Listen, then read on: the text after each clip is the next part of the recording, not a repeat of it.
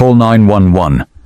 Now she's not breathing. The desperate shout echoed through the pristine marble corridors of Blackwood Industries, shattering the corporate silence like breaking glass.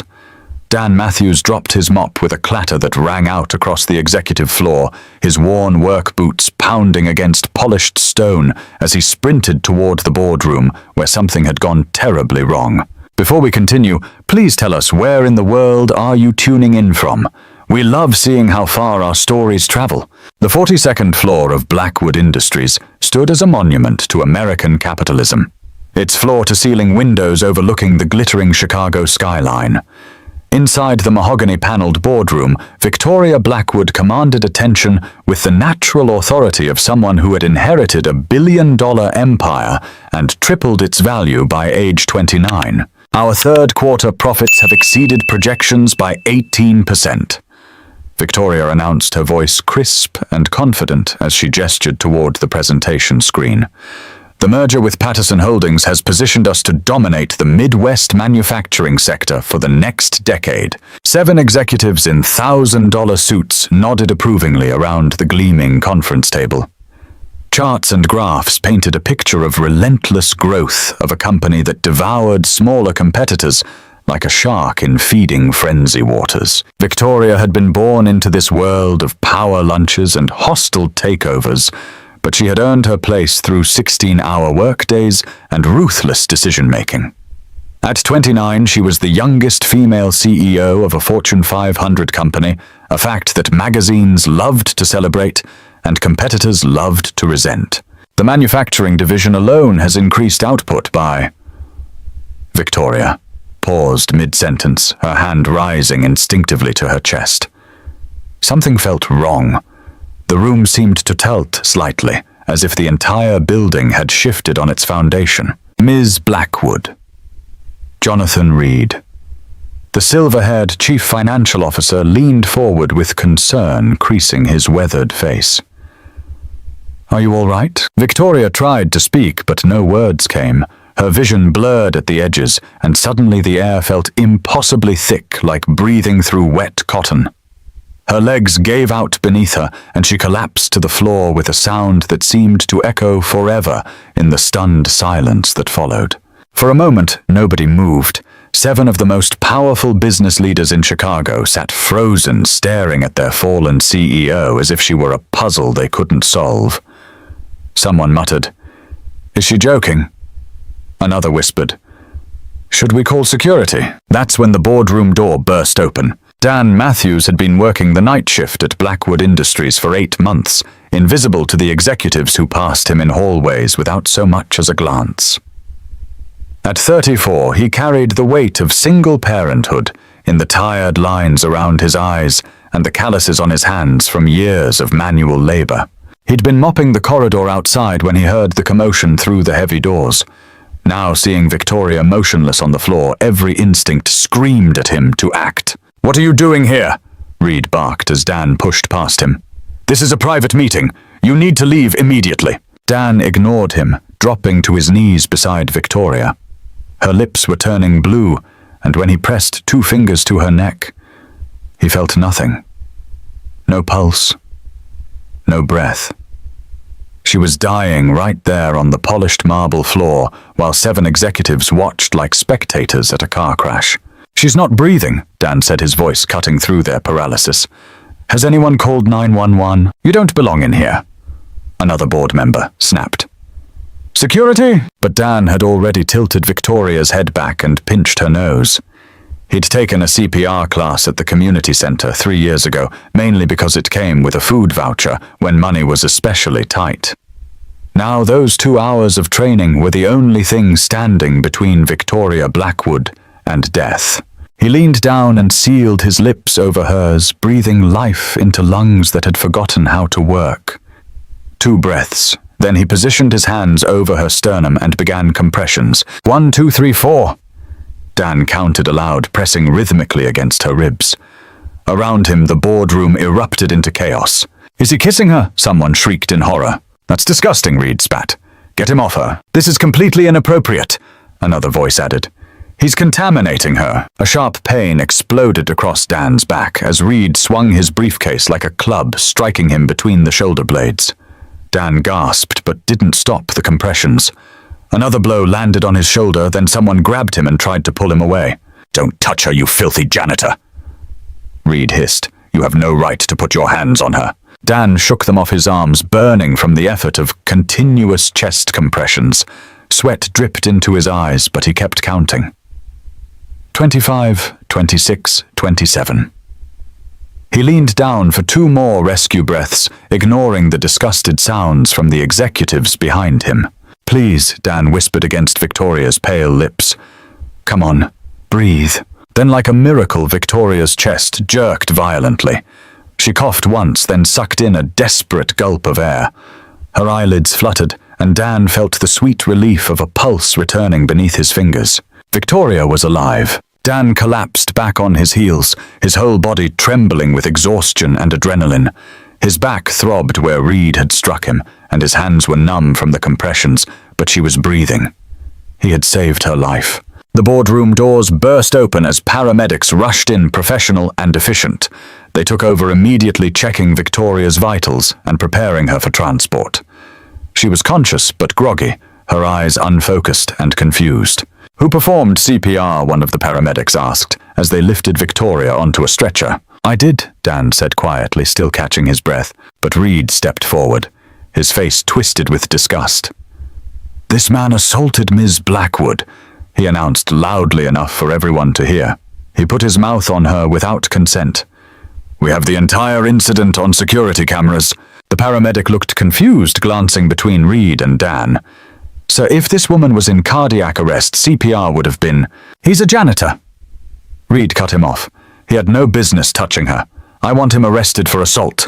Dan stared at Reed in shock. He had just saved Victoria Blackwood's life, and they were treating him like a criminal. Not one person in that room had moved to help her, but when a working-class man dared to act suddenly, he was the villain. "Get him out of here!" Reed commanded the building security guards who had finally arrived. "And make sure he never sets foot in this building again." As they escorted Dan from the boardroom, he caught one last glimpse of Victoria being wheeled toward the elevator. She was alive because of what he had done, but somehow that had become the crime. The elevator doors closed, and Dan found himself alone with the security guards, his mop bucket, and the crushing realization that doing the right thing might have cost him everything. Dan's hands shook as he fumbled with his keys outside the small apartment in West Chicago. The buses had stopped running an hour ago, and the 3-mile walk home had given him too much time to think about what had happened in that boardroom. The hallway smelled like fried food and industrial cleaner, a familiar combination that usually felt like home. Tonight, it felt like failure. He could still see Reed's face twisted with disgust, still hear those words echoing in his mind. He assaulted Ms. Blackwood. Daddy Emma's sleepy voice drifted from the living room as Dan stepped inside. His 7-year-old daughter sat up on the couch, rubbing her eyes with small fists. Mrs. Chen, their elderly neighbor, who watched Emma during his night shifts, had fallen asleep in the recliner, with the television murmuring softly. "Hey, sweetheart," Dan whispered, scooping Emma into his arms. "Why aren't you in bed?" "I had a bad dream," she said, wrapping her arms around his neck. "Where were you? You smell funny." Dan glanced down at his uniform shirt, now wrinkled and damp with sweat. There were dark spots on the fabric where his tears had fallen during the long walk home. "Just a rough night at work, baby. Nothing for you to worry about." Mrs. Chen stirred in the chair, her kind eyes immediately focusing on Dan's face. At 73, she had raised 6 children of her own and could read trouble like a book. "You look terrible, Dan." "What happened?" "I'm fine, Dan," lied, settling Emma back on the couch. "Just tired." But Mrs. Chen's sharp gaze had already spotted the ripped seam on his shirt where Reed had grabbed him, and the way he winced when he moved his left shoulder. "Those are not tired injuries," she said firmly. "Someone hurt you." Dan couldn't meet her eyes. How could he explain what had happened without sounding crazy, that he'd saved a billionaire's life and been treated like a predator? That doing CPR had somehow become assault. It's complicated, he said finally. But I'm okay. Emma, let's get you to bed. As he carried his daughter to her small bedroom, Emma peered at his face in the dim light. Daddy, why are you sad? I'm not sad, baby. Just thinking. Mummy used to get that same look when she was thinking about sad things, Emma said, with the brutal honesty that only children possess, before she went to heaven. Or she? Dan's throat tightened. Sarah had died in a car accident 3 years ago, leaving him to raise Emma alone on a janitor's salary. Some nights he still woke up reaching for her side of the bed. Still caught himself buying her favorite coffee at the store. Sometimes grown-ups have to think about difficult things, he said, tucking Emma under her covers. But you don't have to worry about any of that. Your job is to be 7 and draw pictures and eat too much ice cream. Emma giggled, the sound like sunshine breaking through storm clouds. Can I draw you a picture tomorrow to make you feel better? I'd love that, sweetheart. After Emma fell asleep, Dan sat at their small kitchen table, with Mrs. Chen nursing a cup of coffee that had gone cold an hour ago. The apartment was quiet except for the hum of the refrigerator and the distant sound of sirens in the city beyond their windows. Tell me what really happened tonight, Mrs. Chen said gently. And don't you dare lie to me again. I changed your diapers when your mother was working double shifts. I know when you're in trouble. So Dan told her everything, about Victoria collapsing, about performing CPR, while executives screamed at him to stop about Reed's accusations and the security guards escorting him out like a criminal. Mrs. Chen listened without interruption, her weathered hands wrapped around her teacup. You saved someone's life, she said when he finished. That's not a crime, Dan. That's heroism. Try explaining that to Jonathan Reed, Dan said bitterly. Or to the security cameras that probably made it look like something it wasn't. The next morning brought a new kind of nightmare. Dan woke to 17 missed calls and 43 text messages. His phone had been buzzing all night, but he'd been too exhausted to check it. The messages started innocuous enough. Co-workers asking if he was okay, if the rumors were true. But then they got darker. Screenshots from social media, headlines from trashy blogs, photos of him that someone had pulled from somewhere. Janitor assaults unconscious female SEAL. Caught on camera inappropriate contact during medical emergency. Billionaire victim of working-class predator. Dan's hands shook as he scrolled through the messages. Someone had leaked security footage to the internet, but it was edited, cropped, taken out of context. The grainy image showed him leaning over Victoria's body, and without sound or context, it looked exactly like what Reed had accused him of. The final text message was from his supervisor. Don't come in. You're terminated. HR will mail your final check. Dan stared at the screen until the words blurred together. In 12 hours, he had gone from invisible janitor to public enemy. His face was all over the internet, labeled as a predator, a criminal, a man who had taken advantage of an unconscious woman. Emma appeared in the kitchen doorway, already dressed for school in her favorite purple dress. Ready for breakfast, Daddy? Dan quickly put his phone away and forced a smile. Absolutely.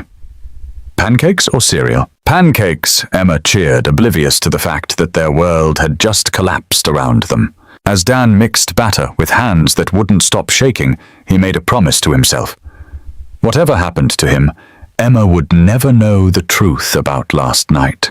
She would never know that her father had been branded a criminal for trying to save someone's life.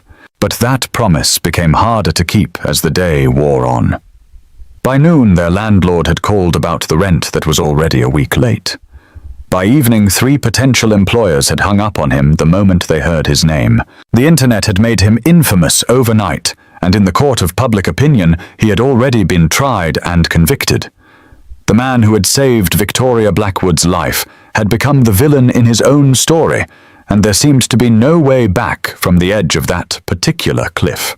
Victoria Blackwood woke up in a private room at Northwestern Memorial Hospital with no memory of how she'd gotten there. The last thing she remembered was standing in the boardroom talking about quarterly profits. Now she was surrounded by beeping machines and the antiseptic smell of medical equipment. Ms. Blackwood. A nurse materialized beside her bed, checking her vitals with efficient movements. How are you feeling? Confused, Victoria admitted, her voice raspy and unfamiliar. What happened to me? You had a cardiac episode during your board meeting. Someone performed CPR until paramedics arrived. You're very lucky to be alive. Cardiac episode. At 29. Victoria tried to process this information, but her mind felt foggy, disconnected. Who performed CPR? The nurse hesitated, glancing toward the door. Your executives should be able to answer that better than I can. They've been waiting to see you. But when Reed and the other board members filed into a room, their explanations felt hollow and rehearsed. They spoke about handling the situation and protecting the company's reputation. They mentioned a disturbed individual who had been appropriately dealt with. Nobody would give her a straight answer about who had saved her life. I want to see the security footage, Victoria said that evening after the doctors had run every test imaginable and declared her stable enough for visitors. That's not necessary, Reed replied smoothly. Legal is handling everything. We've already terminated the employee involved and made sure he can't cause any more problems. What problems? Victoria's voice sharpened. Someone saved my life, and you're talking about problems. Ms. Blackwood, you were unconscious. You don't understand what really happened in that room. But Victoria understood more than Reed realized. She understood that her executives were lying to her, dancing around the truth like it was radioactive. And she understood that someone had pulled her back from death while these cowards stood by and watched. For 3 nights straight, she dreamed the same dream. She was falling through endless darkness, her lungs burning for air, when a voice cut through the void. A man's voice, rough with desperation, but gentle with determination. Come on, the voice would whisper. Don't give up. Breathe. And she would wake up, gasping, her heart pounding with the absolute certainty that this voice belonged to whoever had saved her life. On the 4th day, Victoria discharged herself against medical advice and returned to her penthouse overlooking Lake Michigan. The apartment was all glass and steel, modern art, and expensive silence. It had never felt more like a prison. She called her head of security. Marcus, I want the security footage from the boardroom on the night I collapsed. All of it. Raw, unedited, everything. Ma'am, Mr. Reed said. I don't care what Reed said. I want that footage in my email within the hour or you're fired. When the video arrived, Victoria poured herself a glass of wine and settled in front of her laptop. She wasn't prepared for what she saw. The footage began with her collapse, her body hitting the floor like a marionette with cut strings. For nearly 30 seconds, 7 executives sat frozen while she lay dying on their conference room floor. They pointed, they whispered, they stared, but none of them moved. Then the door opened. A man in a janitor's uniform entered, pushing a mop bucket.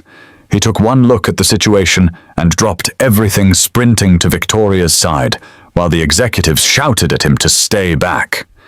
He checked for a pulse, tilted her head back, and began CPR. Victoria watched herself return from death through the determined efforts of a stranger who had refused to stand by while she died. She watched him continue chest compressions even as Reed struck him with a briefcase.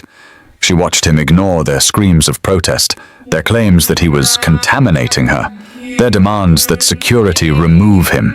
He never hesitated, not once. And when Victoria's chest finally rose with renewed breath, when her eyes fluttered open, the relief on his face was unmistakable. He had saved her life, and for a brief moment he looked like he might cry from the joy of it. Then Reed stepped forward and destroyed him. Victoria watched in growing horror as Reed accused the man of assault, as security dragged him away like a criminal. The man who had literally brought her back from the dead was treated like a predator for having the courage to act when everyone else froze. She paused the video on a clear shot of his face. Mid-30s, dark hair, kind eyes that held a mixture of exhaustion and determination. He looked like someone who had been carrying heavy burdens for a long time, someone who understood what it meant to struggle. Find him, Victoria whispered to the empty apartment. Find Daniel Matthews right now. Her private investigator called back within 2 hours with a file that made Victoria's blood run cold. Daniel Matthews, 34, single father, evicted from his apartment 2 days ago. currently homeless with his 7-year-old daughter fired from Blackwood Industries for inappropriate conduct. The man who had saved her life was living on the streets because of her company's lies. Victoria didn't call her driver. She got in her own car and drove to the last address on file, a run-down motel on the south side, where Dan had apparently been staying since the eviction. The desk clerk confirmed that he'd checked out that morning when he couldn't pay for another night. "Did he say where he was going?" Victoria asked. The clerk shrugged. "Lady, half the people who stay here end up in shelters or worse. That guy had a kid with him, though. Real pretty little girl. Hope they find somewhere safe." Victoria sat in her car outside the motel as the sun set over Chicago, feeling the weight of her responsibility settle on her shoulders like a lead blanket.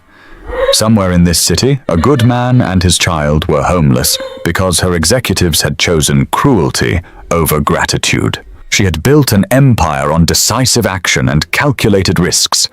Now it was time for the most important decision of her life. She was going to find Daniel Matthews, and she was going to make this right. Dan discovered that being internet famous for all the wrong reasons was its own special kind of hell. 3 days after the incident at Blackwood Industries, his face had been viewed over 2 million times on various social media platforms, always accompanied by words like predator assault and inappropriate contact.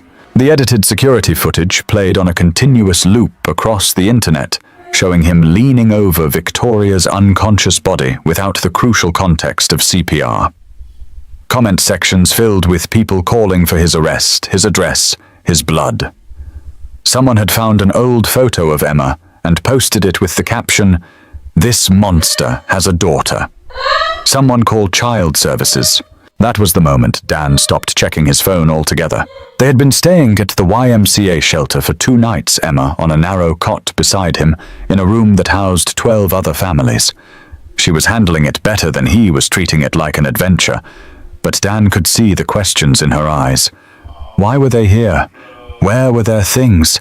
Why did Daddy look so scared all the time? "I'm hungry," Emma whispered on their 3rd morning, her small voice barely audible over the sounds of other families stirring to life around them. Dan checked his wallet. $37. Everything else had been eaten up by bills by the security deposit they'd lost when they were evicted by cheap motel rooms and gas station food. "Let's go find some breakfast," he said, forcing brightness into his voice. They walked to a McDonald's 6 blocks away, Emma's hand warm and trusting in his. Dan ordered her a Happy Meal and coffee for himself, watching her eat with the careful attention of a father who wasn't sure where their next meal would come from. Daddy Emma looked up from her chicken nuggets.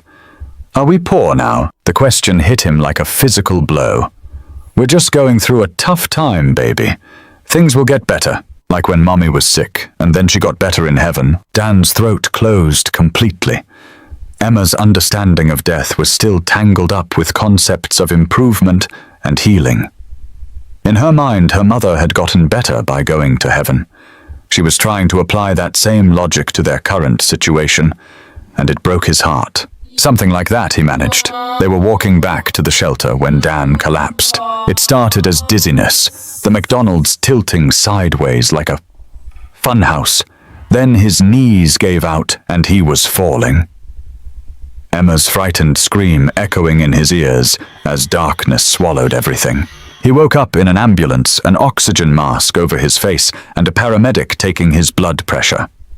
Through the small window he could see Emma sitting in a police car crying. "Emma," he tried to say, but the mask muffled his words. "She's safe," the paramedic assured him. "Dehydration, exhaustion, severe stress. When's the last time you ate a real meal?" Dan couldn't remember. Everything since the night at Blackwood Industries had been a blur of rejection and shame. Job interviews that ended the moment potential employers Googled his name. Apartments that were suddenly unavailable when landlords saw his face. A social worker who had looked at him with suspicion when he'd tried to register Emma for school without a permanent address. "Sir, we need to call someone for your daughter," the paramedic continued. "Family, friends, anyone who can take care of her while you're in the hospital," Mrs. Chen, Dan whispered. "Her number's in my phone." But when they tried to reach Mrs. Chen, the call went straight to voicemail. Dan's old neighbor was probably at her daughter's house across town, unaware that the man she'd treated like a son was falling apart. At the hospital, they pumped Dan full of IV fluids and ran tests that confirmed what he already knew: his body was shutting down from stress. 3 days of sleeping on cots, eating gas station snacks, and carrying the weight of public humiliation had pushed him beyond his limits. Emma sat beside his hospital bed, her legs swinging from the chair, still wearing the purple dress that had become her entire wardrobe since they'd lost their apartment. "Are you going to die like Mommy?" she asked, with the directness that only children could manage. "No, sweetheart, I just need to rest." But as Dan lay in that hospital bed listening to the beep of monitors and the distant sounds of Chicago traffic, he wondered if Emma might be better off without him. If maybe the internet mob was right, and he really was dangerous. If saving one life had somehow poisoned him for everyone else. That's when she appeared. Dan woke from a fitful sleep to find Victoria Blackwood standing beside his bed, her expensive coat damp from rain, her usually perfect hair slightly disheveled. She looked like she'd been driving around the city for hours. "You're awake," she said softly. Dan struggled to sit up, his head still foggy from whatever medications they'd given him. "Ms. Blackwood, how did you—" "I've been looking for you for 3 days," Victoria interrupted. "When I heard you'd collapsed, I came as fast as I could." Emma peered around Victoria's coat, her eyes wide with recognition. "You're the lady from the billboard," she whispered. Victoria knelt down to Emma's level, her voice gentle. "That's right. And you must be Emma. Your daddy is a hero. Did you know that?" Emma shook her head. "Daddy's not a hero. He cleans floors." "Your daddy saved my life," Victoria said firmly. "He's the bravest man I've ever met." Dan watched this impossible scene unfold, wondering if the medications were making him hallucinate. Victoria Blackwood, the woman he'd been accused of assaulting, was kneeling beside his daughter's chair, telling her that her father was a hero. "I saw the footage," Victoria said, turning back to Dan. "The real footage. All of it. I know what you did, and I know what they did to you afterward." "Why are you here?" Dan's voice came out hoarse and suspicious. "Because I owe you everything," Victoria replied simply. "And because what happened to you is my fault." That night, Victoria paid for Dan to be moved to a private room. She arranged for Emma to stay in a nearby hotel suite, with a babysitter promising the little girl that her father would be fine, and that they would never have to sleep in a shelter again. "I don't want your charity," Dan said when they were alone. "It's not charity," Victoria replied. "It's justice. You saved my life, and my company destroyed yours. I'm going to fix that. You can't fix what's already broken. Watch me." Victoria had always prided herself on making quick, decisive business moves, but sitting beside Dan's hospital bed, she felt completely out of her depth. How do you apologize for something that had spiraled so far beyond your control? How do you fix a life that had been shattered by your company's lies? "Tell me about Emma," she said finally. "How old is she?" 7, Dan replied, his voice still rough from the IV treatments. "Her birthday was last month, October 15th. What did you do to celebrate?" Dan was quiet for so long that Victoria thought he might not answer.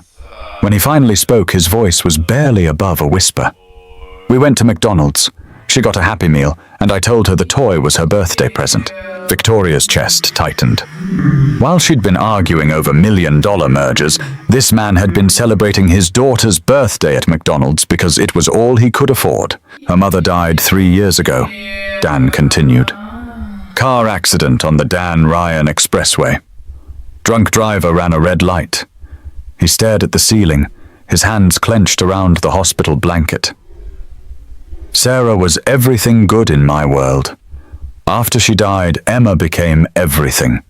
I'd do anything for that little girl, including saving the life of a stranger," Victoria said quietly. "Including that." They sat in silence for a moment, the weight of unspoken grief hanging between them. Victoria had lost her parents when she was 16, but she'd had lawyers and trust funds and an entire corporate infrastructure to catch her fall. Dan had lost his wife and been left with nothing but love for his daughter and the determination to survive. "Tell me about your wife," Victoria said. Dan's expression softened, and for the first time since Victoria had known him, he almost smiled. Sarah taught third grade at a school on the south side. She used to bring home stories about her kids that would make you laugh until you cried. She could find something good in the worst situations. She sounds wonderful. She was. She used to say that everyone deserves a chance to be their best self, even if they're having their worst day. Dan looked directly at Victoria for the first time. I think she would have liked you. What makes you say that? Because you came here. You could have stayed in your penthouse and let this all blow over, but you came looking for me. Sarah always said you could tell a lot about people by what they did when nobody was watching. Victoria felt tears burning in her eyes. Dan, I need to tell you something. I watched the security footage. All of it. I saw what really happened in that boardroom. Dan's jaw tightened. And what did you see? I saw 7 cowards standing around while I died on the floor. And I saw one brave man who refused to let that happen. Victoria leaned forward, her voice intense. You saved my life while my own employees attacked you for trying. That's not assault, Dan. That's heroism. Tell that to the internet. I will. I'm going to hold a press conference tomorrow. I'm going to tell the world exactly what happened, and I'm going to make sure everyone knows that you're a hero, not a criminal. Dan shook his head. It's too late for that. The damage is done. I'll never work again, not with my face plastered all over social media. And even if you clear my name, how do I explain the gap in my resume? How do I tell potential employers that I was homeless for a week because I saved your life? You don't have to explain anything, Victoria said firmly, because you're going to work for me. Doing what, mopping floors in your building again? No. I want you to head up a new department I'm creating. Employee relations and workplace advocacy. Your job would be to make sure that what happened to you never happens to anyone else. Dan stared at her like she'd suggested he become an astronaut. I'm a high school dropout with a janitor's resume. I don't know anything about corporate management. You know about fairness. You know about treating people with dignity. You know what it's like to be overlooked and undervalued. Victoria's voice grew passionate. I've been running this company for 5 years and I realized something watching that security footage. I don't know my own employees. I walk past people like you every day without seeing them, without knowing their names or their stories. I need someone who understands what that feels like. Why would you trust someone like me with something that important? Because you're the only person I know who would risk everything to save a stranger's life. That evening, Victoria arranged for Dan and Emma to stay in a suite at the Palmer House Hotel while Dan recovered his strength. She had their few belongings moved from the shelter storage facility and made sure Emma had new clothes and toys to replace what they'd lost in the eviction. This is the fanciest place I've ever seen, Emma announced, spinning around in the middle of the elegant sitting room. Are we rich now, Daddy? No, sweetheart, Dan said carefully. Miss Victoria is being very kind to us, but this is temporary. I wish Mommy could see this place, Emma said, her voice growing wistful. She always wanted to stay in a fancy hotel. Dan's throat tightened. Sarah had dreamed of taking Emma to Disney World someday, of staying in a resort with a pool and room service. She'd been saving money in a coffee can hidden in their bedroom closet, adding dollar bills whenever she could spare them. After she died, Dan had found $73 in that can, along with a note for Emma's magical vacation. Maybe she can see it, Victoria said gently, sitting on the couch beside Emma. Maybe she's watching over you right now, making sure you're safe and happy. Emma considered this with the seriousness that children brought to discussions of heaven and dead mothers. Do you think she knows that Daddy saved your life? I think she's very proud of him, Victoria replied, glancing at Dan. I think she knows that he did something incredibly brave, even when it was scary. Daddy's always brave, Emma declared with absolute certainty. When Mommy was in the hospital, he slept in a chair beside her bed for 13 days, and when she went to heaven, he didn't cry until after I was asleep. Dan felt tears burning in his eyes. He'd had no idea Emma remembered those details, or that she'd been aware of his grief despite his attempts to hide it. Your daddy sounds like a very special man, Victoria said softly. He is, and now you're special too because you're helping us. That night, after Emma had fallen asleep in the suite's bedroom, Dan and Victoria sat in the living area talking until nearly dawn. Victoria told him about inheriting the company at 16, about the pressure of proving herself in a world that expected her to fail. Dan told her about the years after Sarah's death, the struggle to be both mother and father to Emma, the nights he'd sat at their kitchen table paying bills and wondering how they'd make it to the next month. "I've never told anyone this," Victoria said, as the sun began to rise over Lake Michigan, "but I'm completely alone. I have executives and assistants and board members, but I don't have any real friends. I don't have anyone I can trust with the truth about how scared I am most of the time. Scared of what? That I'm not good enough. That I'll make a mistake that destroys everything my parents built. That I'll die alone in some boardroom and nobody will care enough to save me." She looked at Dan with raw honesty. "Except someone did save me. You saved me and you didn't even know my name. I knew you were someone's daughter," Dan said quietly. "Someone's everything just like Emma is mine." That was enough. As Victoria prepared to leave for her own apartment, she turned back to Dan one last time. "The job offer is real. Think about it. Not because you owe me anything, but because this company needs someone like you. People like you. What if I'm not smart enough? What if I fail? Then you'll fail with dignity and purpose, which is more than most people can say." Victoria smiled. "Besides, Emma would never forgive me if I let her hero daddy think he wasn't capable of greatness." After she left, Dan stood at the window of their hotel suite, watching Chicago wake up 30 floors below. For the first time in weeks, he felt something that had been missing since the night in the boardroom. He felt hope. The apartment Victoria arranged for Dan and Emma was nothing like the cramped, noisy place they'd lost to eviction. Located in Lincoln Park, it had 2 bedrooms, hardwood floors, and windows that actually let in sunlight. Emma ran from room to room, her footsteps echoing through the empty space, her laughter filling corners that had been quiet for too long. "Daddy, look, my room has a closet big enough to hide in," she called from the smaller bedroom. "No hiding allowed," Dan called back, though he was smiling. It felt strange to smile again, like using a muscle that had been injured and was just beginning to heal. Victoria had furnished the place, simply but comfortably. A couch and coffee table for the living room, a small dining set, beds and dressers for both bedrooms. She'd even stocked the kitchen with groceries and put children's books on Emma's nightstand. "This feels like too much," Dan said when Victoria stopped by that evening to check on them. "It's not enough," she replied firmly. "Not compared to what you've lost because of my company's actions." Dan was quiet for a moment, unpacking dishes in the kitchen, while Emma arranged her new stuffed animals on her bed. "I keep waiting for the other shoe to drop," he admitted. "For someone to realize this is all a mistake and take it away." "The only mistake was what happened to you in that boardroom," Victoria said. "And the only thing I'm taking away is your reason to worry about where you and Emma will sleep tonight." The following Monday, Dan reported to work at Blackwood Industries for the first time since the night that had changed everything. The elevator ride to the executive floor felt surreal, like returning to the scene of a crime where he'd been both victim and hero. Victoria met him at the elevator doors, professional but warm. "Ready to see your new office?" She led him to a corner suite with floor-to-ceiling windows overlooking the Chicago River. The nameplate on the door read, "Daniel Matthews, Director of Employee Relations and Workplace Advocacy."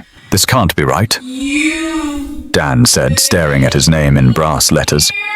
"This office is bigger than my old apartment." "It's exactly right," Victoria replied. "You need space for meetings with employees, space for private conversations, space to do the important work this company has been neglecting for too long." The office was furnished with a large desk, comfortable chairs for meetings, and bookshelves filled with volumes on labor relations and workplace psychology. On the desk was a single-framed photograph Emma, at age 4, grinning gap-toothed at the camera while wearing a tiara made of construction paper. "Where did you get this picture?" Dan asked, touched. That Victoria had remembered such a small detail. "Emma gave it to me yesterday when I was leaving the apartment. She said you might need something to make your new office feel like home." Dan picked up the frame, remembering the day Sarah had taken this photo. Emma had been playing dress-up, declaring herself the princess of everything, and Sarah had laughed so hard she'd snorted. It was one of the last photos they'd taken before Sarah's diagnosis, before their world had started falling apart. She looks just like her mother, Dan said softly. She has your courage, though, Victoria observed. Yesterday she told me that she wasn't scared about you starting a new job because Daddy always figures things out. Dan's first week at Blackwood Industries was overwhelming in ways he hadn't expected. Victoria had arranged for him to meet with every department head, to learn about existing policies and procedures, to understand the scope of his new responsibilities. It was like learning a foreign language while trying to solve a puzzle he wasn't sure he was smart enough to complete. But slowly, things began to make sense. Dan discovered that Blackwood Industries employed over 3,000 people across 12 facilities, from executives with corner offices to night janitors like he'd been. He learned about benefits packages and employee grievance procedures, about workplace safety regulations and anti-discrimination policies that existed on paper but weren't always followed in practice. Most importantly, he began meeting the employees themselves. Maria Gonzalez from housekeeping, who worked 2 jobs to support 4 children and hadn't had a raise in 3 years. James Washington from security, who'd been passed over for promotion 6 times despite exemplary performance reviews. Lisa Chen from accounting, who'd been sexually harassed by her supervisor, but was afraid to report it because she needed the health insurance for her diabetic daughter. These weren't statistics or line items in a budget. They were people with names and stories and struggles that reminded Dan of his own journey from invisible janitor to unlikely advocate. I want to start an employee suggestion program, Dan told Victoria during their weekly meeting. A way for people to report problems or propose improvements without fear of retaliation. That's a good idea, Victoria agreed. What else? Better parental leave policies. Childcare assistance for single parents. Transportation vouchers for people who can't afford parking downtown. Dan pulled out a notebook filled with ideas he'd been collecting all week. And I want to review the janitorial contracts. The cleaning crews work harder than anyone in this building, but they're paid less than minimum wage because they're technically contractors, not employees. Victoria leaned back in her chair, studying Dan's passionate expression. You've thought about this a lot. I've lived it. Dan replied simply. Every single thing I'm proposing is something I needed when I was working for this company before. Something that would have made the difference between barely surviving and actually living. Then let's make it happen, Victoria said. All of it. That evening, Dan picked up Emma from the after-school program Victoria had enrolled her in, marveling at how much his daughter's world had expanded in just 1 week.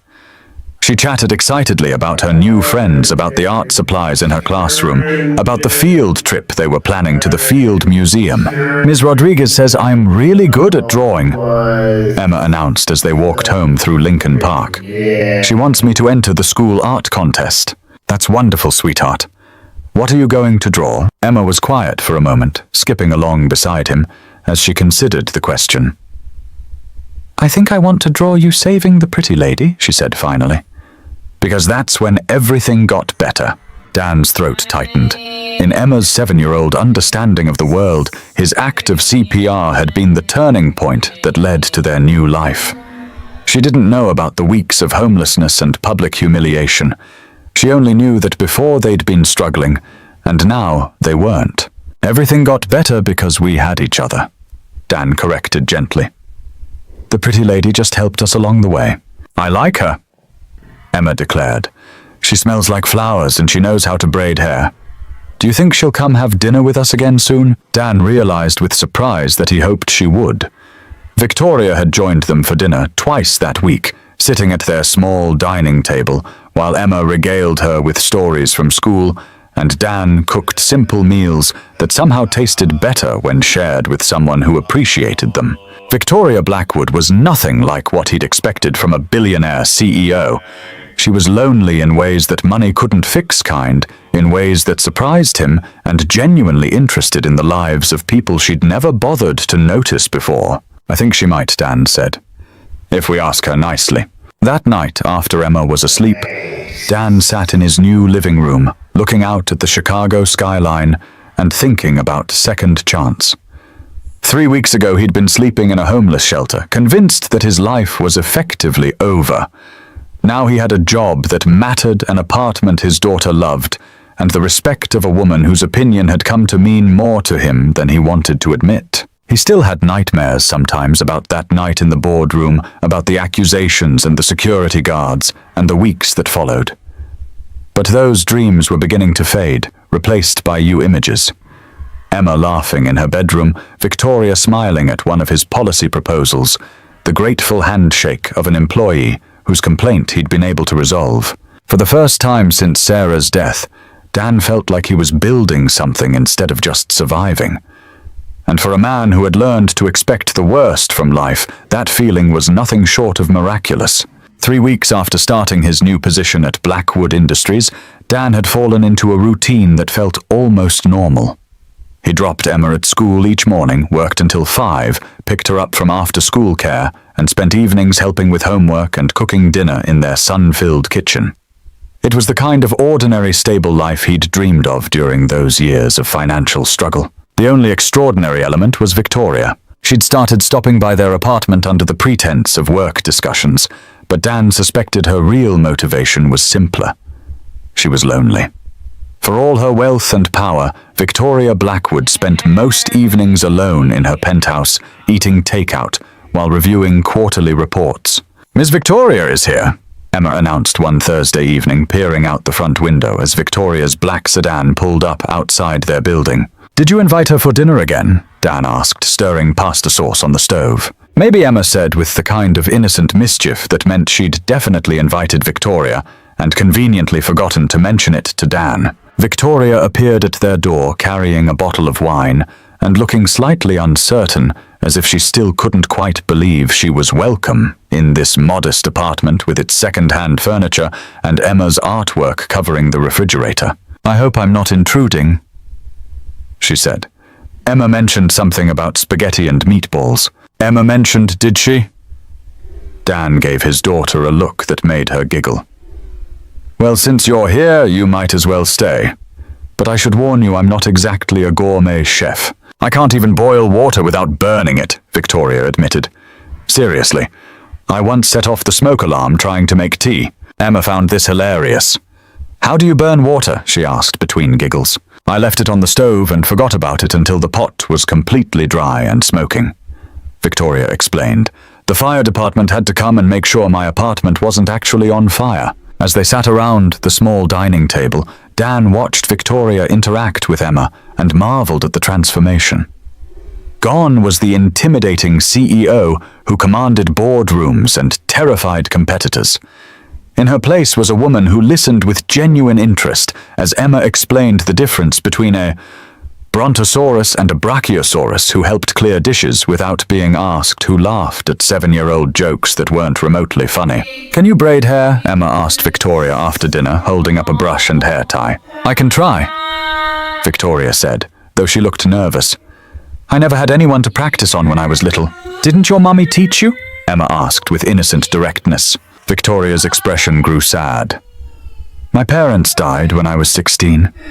I lived with guardians after that, but they weren't really the braiding type." Emma processed this information with the matter-of-fact acceptance children brought to discussions of loss. "My mummy died too," she said simply, "when I was 4. But Daddy learned to do my hair, so it worked out okay." Dan felt his chest tighten as he watched these two people he cared about bond over shared grief. Victoria's hands were gentle as she worked Emma's hair into a simple braid, her movements careful and unpracticed but determined. "There," Victoria said when she finished. "What do you think?" Emma ran to the bathroom mirror to examine her reflection. "It's perfect," she called back. "You're really good at this." "I had an excellent teacher," Victoria replied, catching Dan's eye with a smile that made something flutter in his chest. After Emma went to bed, Dan and Victoria cleaned the kitchen together, moving around each other in the small space, with an easy familiarity that had developed over weeks of shared meals. Victoria washed dishes while Dan dried them, their conversation flowing from work to Emma to memories of their childhoods. "Can I ask you something?" Victoria said as she handed him a plate to dry. "Of course." What was it like being married? Having that kind of partnership? The question caught Dan off guard. It was... He paused, searching for the right words. It was like having a best friend who chose to build a life with you every single day. Sarah and I were a team. When one of us was struggling, the other one carried more weight. When one of us had a bad day, the other one found a way to make it better. That sounds wonderful, Victoria said quietly. It was. But it was also work. Real work. The kind of love you see in movies doesn't just happen automatically. You have to choose it even when it's hard, especially when it's hard. Victoria was quiet for a long moment, washing the same glass twice, before she seemed to realize what she was doing. I've never had that, she admitted. I've dated, but it was always transactional, I guess. Men who wanted access to my money or my connections. I never learned how to just be with someone. Maybe you never found the right someone to be with, Dan suggested gently. Maybe I never knew how to look for them, Victoria replied. They finished the dishes in comfortable silence, both of them aware that something important had been said, but neither quite ready to examine what it meant. When Victoria prepared to leave, she lingered at the door, her coat in her hands, but her feet seemingly reluctant to carry her back to her empty penthouse. Thank you for dinner, she said, and for letting me practice braiding hair. I haven't done anything that normal in, well, probably ever. You're welcome here anytime, Dan said, meaning it more than he probably should have. Emma adores you, and honestly, so do I. The words slipped out before he could stop them hanging in the air between them, like a confession neither of them was prepared to hear. Victoria's eyes widened slightly, and Dan felt heat creeping up his neck. I mean, as a friend, he added quickly. You've been incredibly kind to us, and I'm grateful. Right, Victoria said softly. As friends? But as she walked to her car, Dan caught her glancing back at the warm light spilling from their apartment windows, and he wondered if she was thinking the same thing he was, that friendship, while valuable, wasn't quite enough to describe what was growing between them. The employee suggestion box Dan had installed in the Blackwood Industries break room was overflowing within a week. Workers who had never felt heard before began submitting detailed proposals for improving workplace conditions. Reports of harassment and discrimination, and heartfelt thank you notes for finally having someone in management who seemed to care about their concerns. Dan read every submission personally, following up with face-to-face meetings whenever possible. It was during one of these meetings that he encountered Margaret Russo, a 53-year-old woman who had been cleaning offices at Blackwood Industries for 8 years. Mr. Matthews, Margaret said, clutching her suggestion form like a lifeline. I wasn't sure if I should submit this, but my daughter said I should be brave. The form detailed years of verbal abuse from Jonathan Reed, the former CFO, who had attacked Dan during the CPR incident. According to Margaret, Reed had made comments about her weight, her accent, and her intelligence on multiple occasions, always when no one else was around to witness it. Why didn't you report this to HR before? Dan asked gently. Margaret's laugh was bitter. Mr. Reed was friends with the HR director. They played golf together every weekend. Who was going to believe a cleaning lady over an executive? Dan felt familiar anger rising in his chest. I believe you, Margaret. And this is going to stop. Within 24 hours, Dan had interviewed 4 other female employees who confirmed similar treatment from Reed. Victoria listened to his findings with a grim expression, her jaw tightening as Dan recounted each incident. He's already been fired for what he did to you, she said. But I want these women to know that their experiences mattered too. I want them to receive compensation for what they endured, and I want a formal apology from this company. What about the HR director who ignored their complaints? He's gone as of tomorrow morning, Victoria said firmly, and I want you to help me hire his replacement, someone who will actually protect our employees instead of protecting their abusers. That evening, Victoria joined Dan and Emma for dinner again, but she was quieter than usual, picking at her food while Emma chatted about her day at school. After Emma went to bed, Victoria helped Dan with the dishes, but her movements were mechanical, distracted. You've been thinking about Margaret's story all day, Dan observed. I keep wondering how many other people suffered while I was focused on profit margins and expansion plans, Victoria said.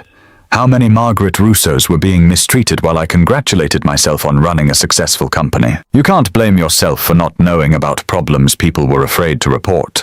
But I should have known, Victoria insisted. I should have created an environment where people felt safe speaking up.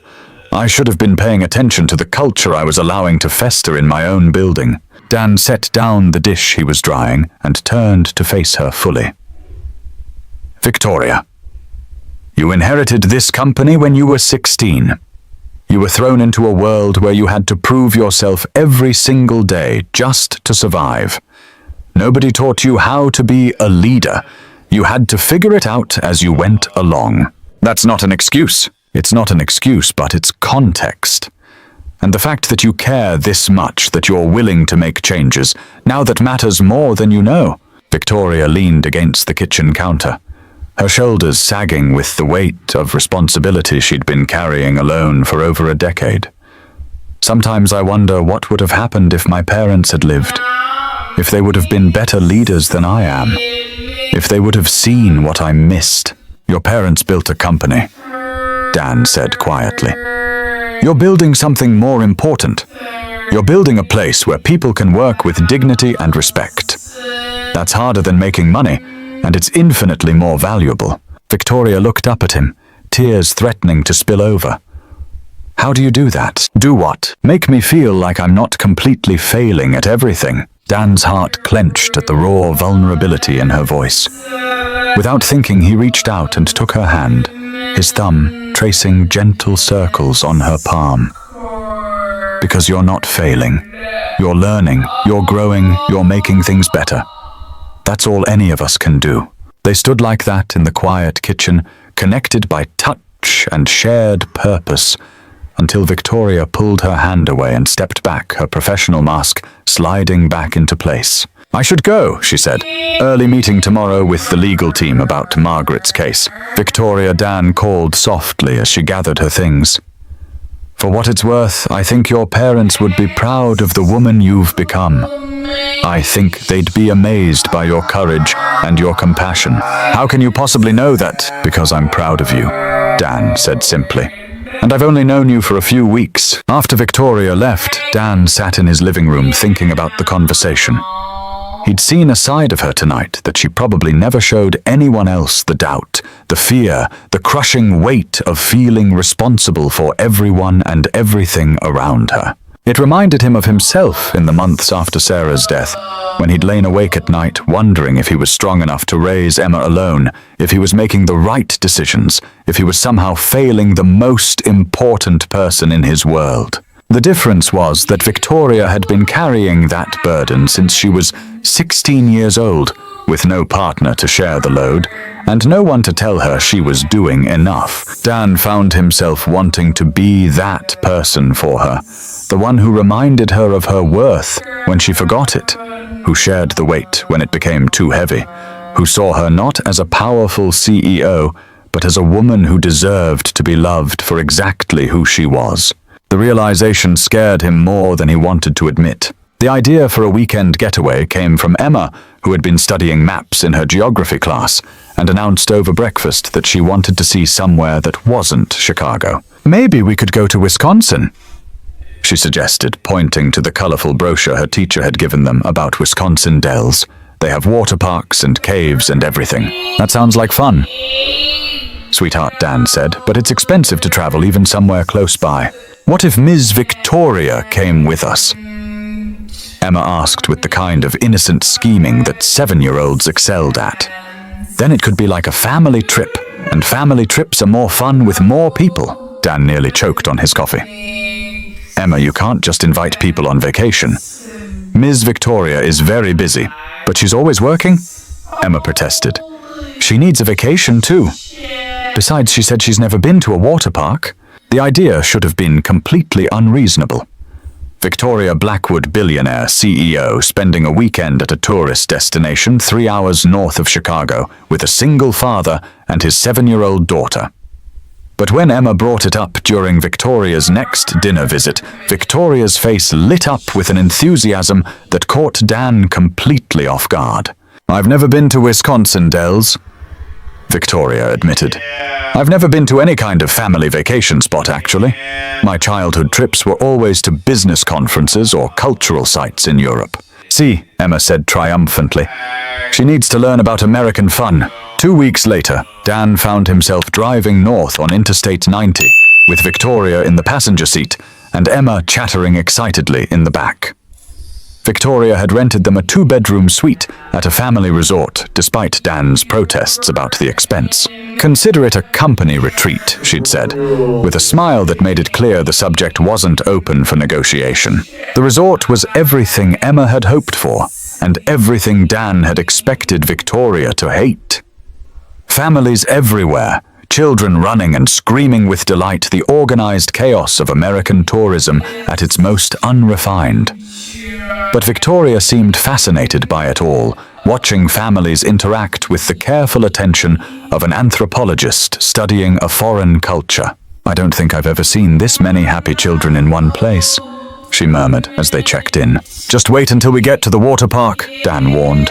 The water park was indeed an assault on the senses' chlorine and sunscreen, the echo of voices bouncing off high ceilings, the splash and surge of artificial waves. Emma threw herself into it with the fearless joy that made Dan's heart swell with pride, while Victoria hung back, clearly overwhelmed. "I don't really know how to do this," Victoria admitted, watching Emma race toward a slide that looked terrifyingly high. "Do what? Play. Have fun without an agenda or a goal. I've forgotten how to just be." Dan studied her face, seeing the uncertainty beneath her composed exterior. "Want me to teach you?" For the next 3 hours, Dan and Emma introduced Victoria to the simple pleasure of childhood activities she'd never experienced. They went down water slides together, Victoria shrieking with laughter and terror in equal measure. They played in the wave pool, Emma riding on Victoria's shoulders while artificial surf crashed around them. They built elaborate sand castles in the indoor beach area, Victoria's engineering background, turning their creation into an architectural marvel that attracted admiring comments from other families. "You're really good with kids," one mother commented to Victoria. "Is she your daughter?" Victoria glanced at Dan, uncertainty flickering in her eyes. She's my very best friend," Emma interrupted, wrapping wet arms around Victoria's waist. "And she's teaching Daddy how to smile again." That evening, they walked through the quaint downtown area of Wisconsin Dells, Emma skipping ahead while Dan and Victoria followed at a more leisurely pace. The September air was crisp with the promise of autumn, and small shops glowed with warm light as tourists and locals enjoyed the last weekend of summer weather. "Thank you for this," Victoria said quietly. "I haven't relaxed like this ever." "Thank Emma. This was her idea. No, I mean really thank you for including me, for letting me be part of this. I know I'm not family, but today felt like what?" Victoria stopped walking, her expression vulnerable in the glow of the streetlights. "Like what I always imagined family might feel like. Easy and comfortable and full of laughter." Dan felt something shift in his chest, a recognition of feelings he'd been trying to ignore for weeks. "Victoria." "I know," she said quickly. "I know this is complicated. I'm your boss and you work for my company, and there are 1,000 reasons why we shouldn't."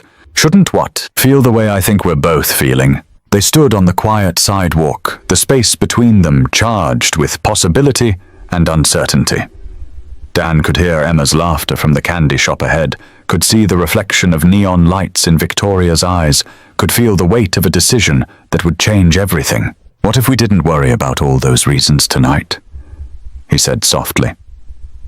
"What if we just worried about this moment?" Victoria stepped closer, her hand finding his in the space between them. Just this moment, just this moment. When he kissed her, it was gentle and tentative, a question asked and answered in the soft pressure of lips meeting lips.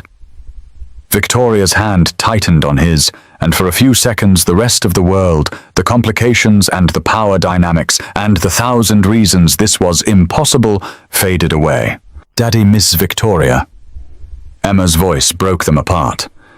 "Look what I found." She came running toward them, holding a stuffed animal she'd apparently talked someone into buying for her, her face bright with excitement and sugar-fueled energy. If she noticed anything different between the adults, she didn't mention it, too focused on showing off her new treasure. But as they walked back to the resort, Emma's hand in Victoria's and Dan's arm around both of them, something had fundamentally changed. They weren't just a boss and employee anymore, weren't just two lonely people finding comfort in each other's company. They were something that didn't have a name yet, but felt an awful lot like the beginning of a family. The Monday after their weekend in Wisconsin Dells, Victoria and Dan tried to pretend nothing had changed. They maintained professional distance in the office, communicated through emails instead of lingering conversations, and avoided eye contact during staff meetings. But Emma, with the intuitive wisdom of children, saw right through their careful performance. "Why are you and Miss Victoria acting weird?" she asked over dinner on Tuesday night. "We're not acting weird," Dan replied, concentrating very hard on cutting his chicken. "Yes, you are. You both keep smiling at nothing, and when she came over last night you both turned red when I mentioned Wisconsin. Sometimes adults need time to figure out their feelings," Dan said carefully. "What feelings?" Dan realized he'd walked directly into a trap of his own making. Complicated feelings. Emma considered this with the seriousness she brought to all discussions of adult behavior. "Do you like her, or just regular like her?" "Emma, because she definitely likes you. She gets the same look Mommy used to get when she watched you fix things around the house." Dan's throat tightened at the unexpected comparison to Sarah. "What kind of look?" "Happy and proud and kind of mushy," Emma explained with scientific precision. "Grown-ups get mushy when they're in love. It's gross but also nice." That evening after Emma was asleep, Dan called Victoria. They'd been texting throughout the day, careful professional messages about work projects that somehow felt intimate, despite their formal language. "Hi," Victoria said, and he could hear the smile in her voice. "Hi yourself. Emma says we're being weird." "Smart kid. We are being weird. So what do we do about it?" Victoria was quiet for a moment. "I've been thinking about that all day. Dan, I haven't dated anyone seriously since college. I don't know how to do this, especially with someone who works for me. Maybe we start small," Dan suggested. "Coffee after work tomorrow. Somewhere neutral, somewhere we can figure out if this is real or if Wisconsin was just some kind of vacation fantasy." "Coffee sounds safe," Victoria agreed. "Though I should warn you, I'm probably going to be nervous enough to spill something on myself. I'll bring extra napkins." They met at a small cafe in Lincoln Park, close enough to Dan's apartment that he could walk there after picking up Emma from school. Victoria arrived first, already clutching a cup of tea like a security blanket. Her usual professional composure replaced by an endearing nervousness. "I ordered you a coffee," she said as Dan sat down across from her. "Black, no sugar? I hope that's right." "Perfect, thank you." Dan studied her face, taking in the slight flush in her cheeks, the way she kept tucking her hair behind her ear. "You look beautiful, by the way." Victoria's blush deepened. "I changed clothes 3 times before coming here. My assistant thinks I've lost my mind." "Have you?" "Probably. You?" "Definitely." Dan leaned back in his chair, some of his own nervousness fading as he watched Victoria relax. "So where do we start with this conversation?" "With honesty, I guess." Victoria met his eyes directly. "I haven't stopped thinking about Saturday night since it happened, about how it felt to kiss you, about how right everything seemed when we were together with Emma." "Good thoughts or panic thoughts?" Both, Victoria admitted. "Good thoughts because being with you two felt like the most natural thing in the world. Panic thoughts because I don't know how to have a relationship that isn't about business or strategy or what someone can do for me professionally." Dan reached across the table and took her hand, his thumb tracing gentle circles on her palm. "What if we forget about everything else for a minute? Forget that you're a CEO and I'm your employee. Forget about power dynamics and company policies and what other people might think. What would you want then?" Victoria's fingers intertwined with his. I'd want to take things slow and see where this goes. I'd want to have dinner with you and Emma, and help her with homework, and learn how to braid her hair properly. I'd want to wake up excited about seeing you, instead of dreading another day of board meetings and conference calls. That sounds perfect to me, Dan said softly. Really? Even though I have no idea what I'm doing, especially because you have no idea what you're doing, makes us even. They talked until the cafe closed around them, sharing stories about their childhoods, their dreams, their fears.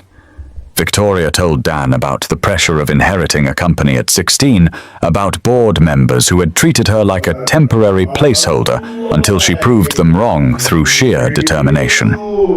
Dan told Victoria about the early days after Sarah's death, about learning to braid Emma's hair through YouTube videos and burning countless dinners while trying to figure out how to be both parents at once. "Can I ask you something that might be too personal?" Victoria said as they prepared to leave. "After everything we've shared tonight, try me. Do you think you're ready to love someone again? Not just care about them or enjoy their company, but really love them?" Dan considered the question seriously. "I think I'm learning that love isn't a finite resource. Loving someone new doesn't diminish what I felt for Sarah. It just means my heart is bigger than I realized." "And Emma, how do you think she'd feel about you dating someone?" "I think Emma would be thrilled, especially if it was you. She's been not so subtly trying to matchmake us for weeks." Victoria laughed. "She really has been obvious about it, hasn't she? Completely transparent. Yesterday she asked me if I thought you were prettier than Princess Elsa." "What did you tell her?" Dan stood up and helped Victoria with her coat, his hand lingering on her shoulder. "I told her that you're the most beautiful woman I've ever met, inside and out." Victoria turned to face him, her eyes shining with emotion. "Dan Matthews, you're going to make me fall completely in love with you if you keep saying things like that." "That's the general idea," he said, leaning down to kiss her forehead. "Though I should probably warn you that I'm already halfway there myself." As they walked to their cars, Victoria slipped her hand into Dan's, their fingers intertwining naturally. The evening air was cool and crisp, full of the promise of autumn, and for the first time in years, Dan felt like he was exactly where he was supposed to be. "Same time tomorrow?" Victoria asked as they reached her car. "Actually, tomorrow's Emma's night to choose our activity. She mentioned something about teaching you to make paper airplanes." "I'd love that," Victoria said, and Dan could tell she meant it. "Though I should warn you, I'm probably terrible at paper airplanes too." "Emma's an excellent teacher, very patient with beginners." "What about her dad? Is he patient with beginners too?" Dan pulled Victoria closer, his arms circling her waist. "He's learning to be," he said, before kissing her goodnight under the streetlights of Chicago. The transformation into their daily routine happened gradually, so naturally, that Dan barely noticed how seamlessly Victoria had woven herself into their lives. It started with coffee in the mornings. Victoria would stop by their apartment before work arriving just as Emma was finishing breakfast, and Dan was packing lunches. "Good morning, my favorite girls," became Victoria's standard greeting, delivered with a smile that made Emma giggle and Dan's heart skip. "I'm not a girl, I'm a lady," Emma would protest, standing up straighter in her school uniform. "My mistake," Victoria would reply solemnly. "Good morning, my favorite lady and my favorite gentleman." These small moments accumulated into something larger and more significant. Victoria attending Emma's school play, sitting in the front row and applauding louder than any other parent. Dan teaching Victoria to cook simple meals in their kitchen, her initial disasters with boiling pasta, gradually giving way to genuine competence. Family movie nights on their couch. Emma curled between them as they watched animated films Victoria had never seen, but quickly learned to love. "I can't believe you've never seen Finding Nemo," Emma said one Friday evening, genuinely scandalized by this gap in Victoria's cultural education. "I had a very serious childhood," Victoria explained. "Lots of boring documentaries about economics." "That's so sad," Emma replied with the dramatic sympathy only children could muster. "But don't worry, we'll fix that." And they did fix it, working their way through decades of Disney movies, Victoria laughing at the humor she'd missed and crying at the emotional moments she'd never experienced. Dan watched her discover the simple joy of animated storytelling and fell a little deeper in love each time she gasped at a plot twist or teared up during a sad scene. 3 months into their relationship, Victoria had her own key to their apartment and a drawer in Dan's bedroom.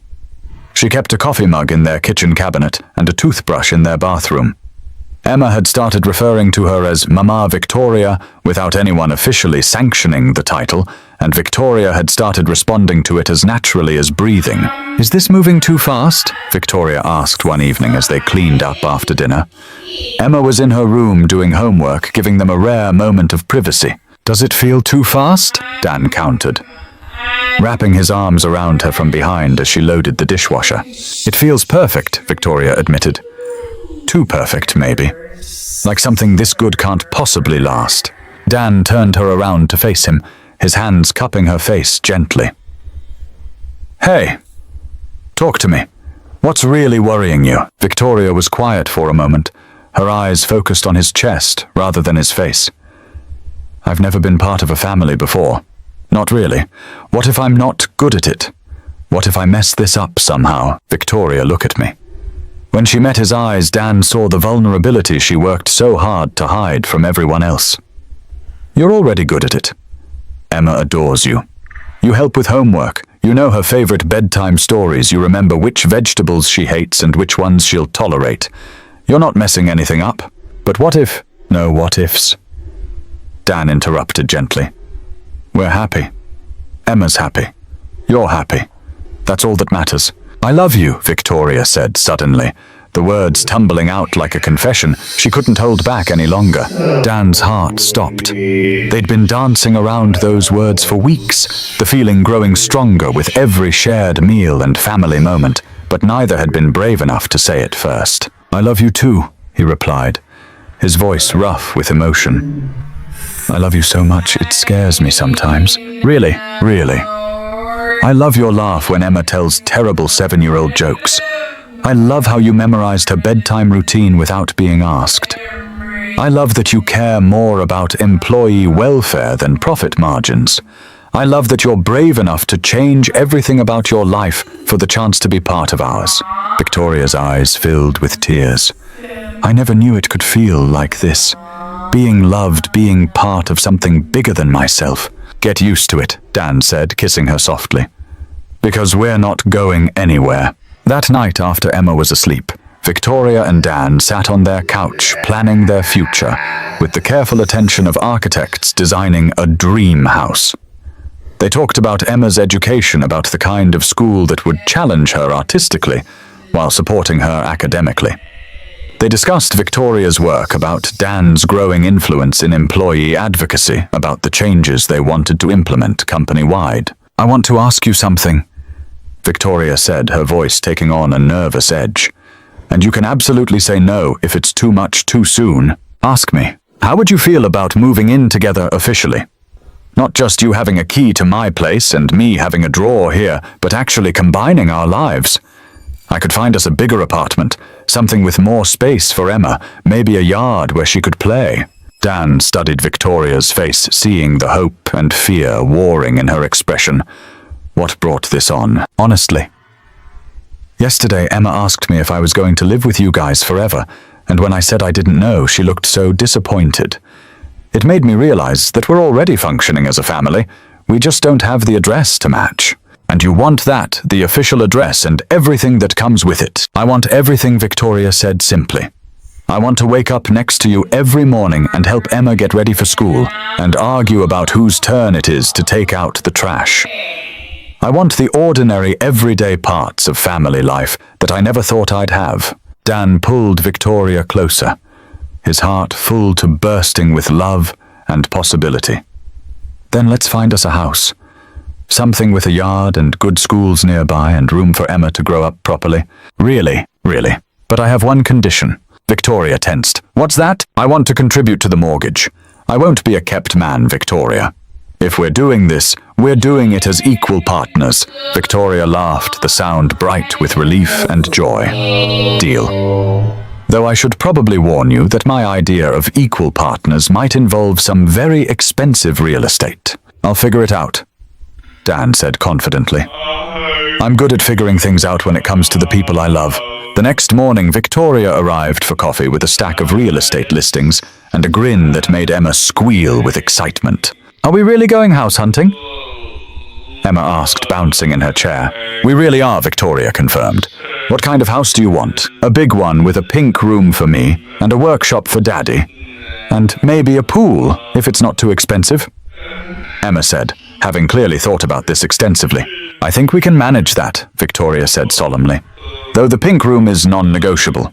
As they pored over listings together, Emma nestled between Victoria and Dan at the kitchen table. Dan felt the last of his reservations dissolve. This wasn't moving too fast. It was moving at exactly the right speed for three people who had found each other and didn't want to waste any more time being apart. They were becoming a family, and for the first time since Sarah's death, Dan believed in happily ever after. The house Victoria found was perfect in ways Dan hadn't even known to dream about. Located in Wilmette, 20 minutes north of Chicago, it was a 4-bedroom colonial with a wraparound porch, a backyard big enough for Emma to run in, and windows that filled every room with natural light. It's like a house from a movie, Emma breathed when they toured it for the first time. Can I really pick any room I want for my bedroom? Any room except ours, Dan confirmed, watching his daughter race from space to space with unbridled excitement. Victoria hung back in the doorway of what would become their master bedroom, her expression uncharacteristically nervous. Second thoughts, Dan asked, joining her. Third and fourth thoughts, Victoria admitted. I've never owned a house before. I've lived in penthouses and hotel suites, but never anywhere that felt like home. Dan took her hand, squeezing gently. This is going to be our home. Yours, mine, and Emma's. The three of us together building something permanent. What if I'm terrible at it? What if I don't know how to be domestic? Then we'll learn together, Dan said simply. Emma and I aren't exactly experts either. We've been making it up as we go along for 3 years now.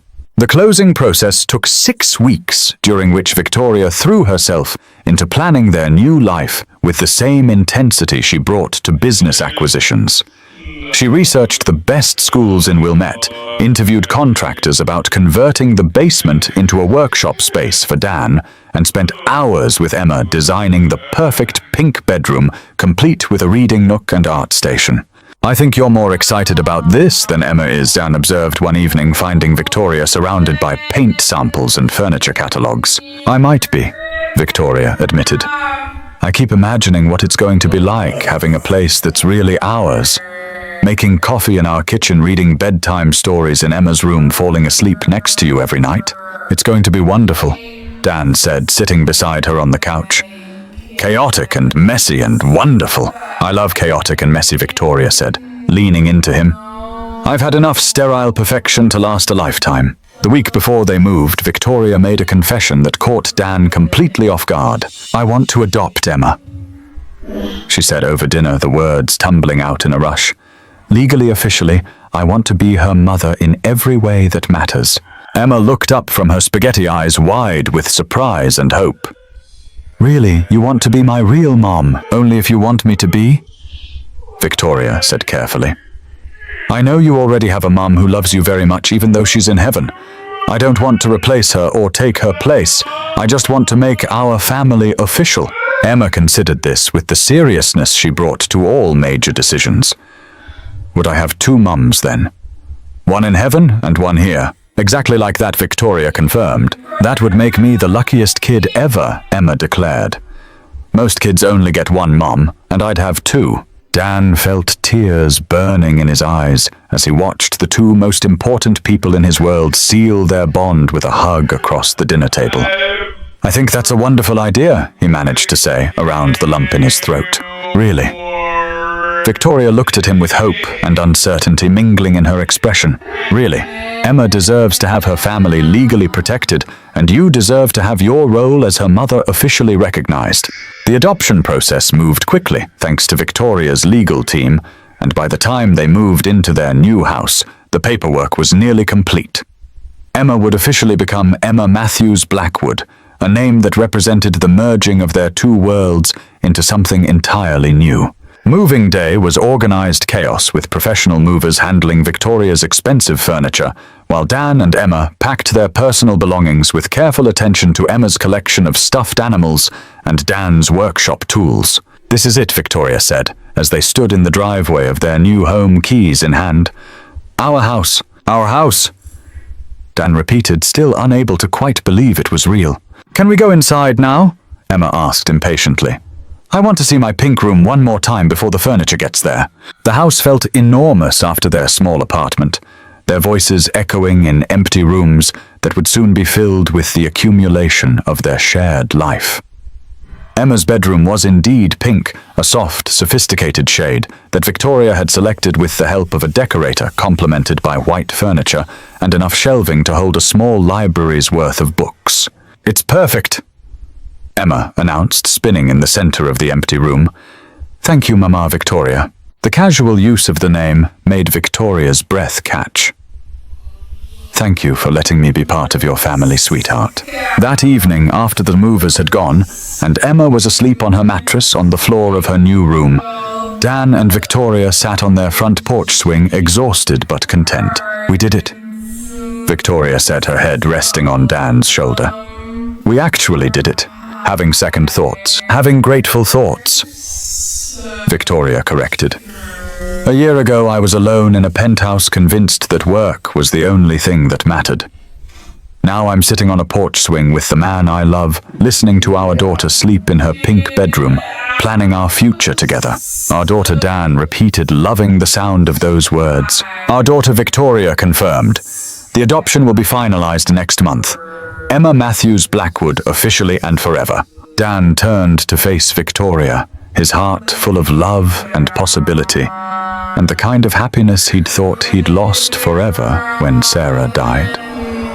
"Victoria Blackwood, will you marry me?" The words slipped out before he could stop them, unplanned and unpracticed, but absolutely true. Victoria's eyes went wide with shock and joy. "Are you proposing to me on our front porch without a ring?" she asked, laughing through sudden tears. "I'm proposing to you on our front porch because I can't wait another day to make this official," Dan replied. "I'll get you the most beautiful ring you've ever seen, and we'll do it properly with flowers and speeches and everything Emma's been dreaming about. But right now, in this moment, I need you to know that I want to spend the rest of my life loving you and raising Emma together and building something beautiful in this house." Victoria kissed him, then soft and sweet and full of promise. "Yes," she whispered against his lips. "Yes to everything. The ring and the flowers and the rest of our lives together." From somewhere inside the house came the sound of Emma's voice, sleepy but excited.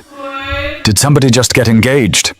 Because I heard talking and I want to know if I need to plan a wedding." Dan and Victoria looked at each other and burst into laughter, the sound carrying across their new neighborhood like a declaration of joy. "Yes, sweetheart," Victoria called back. "We're getting married." The squeal of delight that followed could probably be heard 3 houses away, but Dan didn't care. They had a house, they had each other, and they had a 7-year-old wedding planner who was undoubtedly already making mental lists of everything they would need for the perfect celebration. Life, Dan thought, had never been better. The call came at 6:47 a.m. on a Tuesday morning that had started like any other. Dan was making coffee, while Victoria helped Emma pack her backpack for school, their morning routine as comfortable and familiar as breathing. When Victoria's phone rang, she glanced at the caller ID and frowned. "It's my legal team," she said, answering with professional crispness. "This is Victoria." Dan watched her face change as she listened, the color draining from her cheeks as the conversation continued. Emma, oblivious to the growing tension, chatted about her upcoming field trip to the Lincoln Park Zoo. "I see," Victoria said finally, her voice tight with controlled anger. "How long has this been in motion? And you're just telling me now because... Right, I'll be in the office within the hour." She ended the call and set her phone on the counter with deliberate care, the kind of forced calm that preceded an explosion. "What's wrong?" Dan asked, though he already knew from her expression that whatever was wrong was very wrong indeed. "Jonathan Reed is filing a civil lawsuit against both of us," Victoria said quietly, mindful of Emma's presence. He's claiming that our relationship is evidence of a premeditated conspiracy to defraud the company. Dan felt the blood drain from his face. What does that mean? It means he's alleging that your CPR was actually an assault, that I covered it up, and that our subsequent relationship proves we were working together from the beginning. He's claiming I manipulated the situation to justify giving you an unearned promotion and salary. The words hit Dan like physical blows. Reed was in prison for embezzlement and fraud, but apparently that hadn't stopped him from launching one final attack designed to destroy their lives. "Daddy, what's a lawsuit?" Emma asked, looking up from her backpack with innocent curiosity. "It's when people argue about something in court," Dan managed to say. "Nothing for you to worry about, sweetheart. Why don't you go brush your teeth?" After Emma left the kitchen, Victoria sank onto a bar stool, her usual composure cracking. "My lawyers think Reed's case is weak legally, but that's not the point. He's already leaked details to the press. By this afternoon, every business publication in the country will be running stories about the billionaire CEO who fell for her alleged attacker. We'll fight it," Dan said firmly. "We'll prove that it's all lies." "Will we? Because there's more." Victoria's voice was barely above a whisper. "Reed claims he has evidence that I paid you additional compensation beyond your salary. He somehow knows about the apartment, about this house, about Emma's school expenses." Dan's stomach dropped. How could he possibly know about any of that? "I don't know, but the optics are terrible. It looks exactly like what he's claiming, that I used company resources to financially support my lover in exchange for covering up a crime." The next few hours passed in a blur of emergency meetings and damage control. Victoria's board of directors called an emergency session for that afternoon, while her public relations team worked frantically to get ahead of the story. Dan spent the morning fielding calls from reporters who had somehow gotten his personal phone number, all of them asking variations of the same question. "How long have you been involved with Victoria Blackwood?" By evening, their story was the lead item on every business news channel. The footage from the boardroom had been leaked again, but this time it was accompanied by expert commentary questioning the appropriateness of Dan's actions. Photos of their house appeared alongside speculation about its purchase price. Emma's school was identified by name, along with comments about the exclusive nature of its student body. "They're making it sound like I seduced you while you were unconscious," Dan said, pacing their living room while Victoria sat on the couch with her laptop reading the coverage with increasing alarm. "The comments sections are worse," Victoria replied grimly. "Half the people think I'm a fool who fell for an opportunistic gold digger. The other half think I'm covering up sexual assault to protect my company's reputation." Emma appeared in the doorway, still in her school uniform. "Why are there people with cameras outside our house?" Dan and Victoria exchanged glances. They'd been so focused on the legal and financial implications of Reed's lawsuit that they hadn't considered how the media attention would affect Emma. "Sometimes when adults are in the news, reporters want to take pictures," Victoria explained carefully. "But they're not allowed on our property, so they're just waiting outside." "Are we in trouble?" Emma asked her 7-year-old intuition, picking up on the stress her parents couldn't quite hide. "No, sweetheart," Dan said, kneeling to her level. "Some people are telling lies about us, but telling lies isn't against the law. We just have to wait for everyone to realize the truth." But as the week progressed, the truth became increasingly difficult to distinguish from the narrative Reed was creating. More details leaked daily: the amount of Victoria's personal investment in their house, Dan's salary increase after his promotion, even the cost of Emma's private school tuition. Each revelation was twisted to support Reed's conspiracy theory, painting a picture of a calculated relationship built on mutual exploitation. The breaking point came on Friday evening, when Dan's phone rang with a call from Emma's school principal. "Mr. Matthews, I need to speak with you about a situation that occurred today," Mrs. Henderson said, her voice carefully neutral. Emma was involved in an incident during recess. "What kind of incident?" Dan asked, his heart sinking. "Another student approached her with questions about what she'd seen on the internet regarding her family. Emma became upset and, well, she pushed the other child down and told him to stop lying about her daddy." Dan closed his eyes, feeling the last of his composure cracking. "Is she hurt? Is the other child hurt?" "No physical injuries, but Emma was very distressed. She's in my office now asking if she's going to jail for hurting someone. When Dan and Victoria arrived at the school, they found Emma sitting in a chair outside the principal's office, her legs swinging nervously and her eyes red from crying. She launched herself into Dan's arms the moment she saw him. "I'm sorry, Daddy," she sobbed against his shoulder. "Tommy said you hurt Ms. Victoria and that you only married her for money, and I got so mad I pushed him. I didn't mean to hurt him, but he was saying terrible things about you." Dan held his daughter while his heart broke into 1,000 pieces. This was what Reed's lawsuit had accomplished. It had turned a 7-year-old into a defender of her father's reputation, forcing her to fight battles she didn't understand against accusations she shouldn't have to hear. "You're not in trouble, sweetheart," Dan whispered. "And you're definitely not going to jail. But we don't solve problems by pushing people even when they say things that make us angry." "I know," Emma said miserably, "but I couldn't let him say mean things about my family."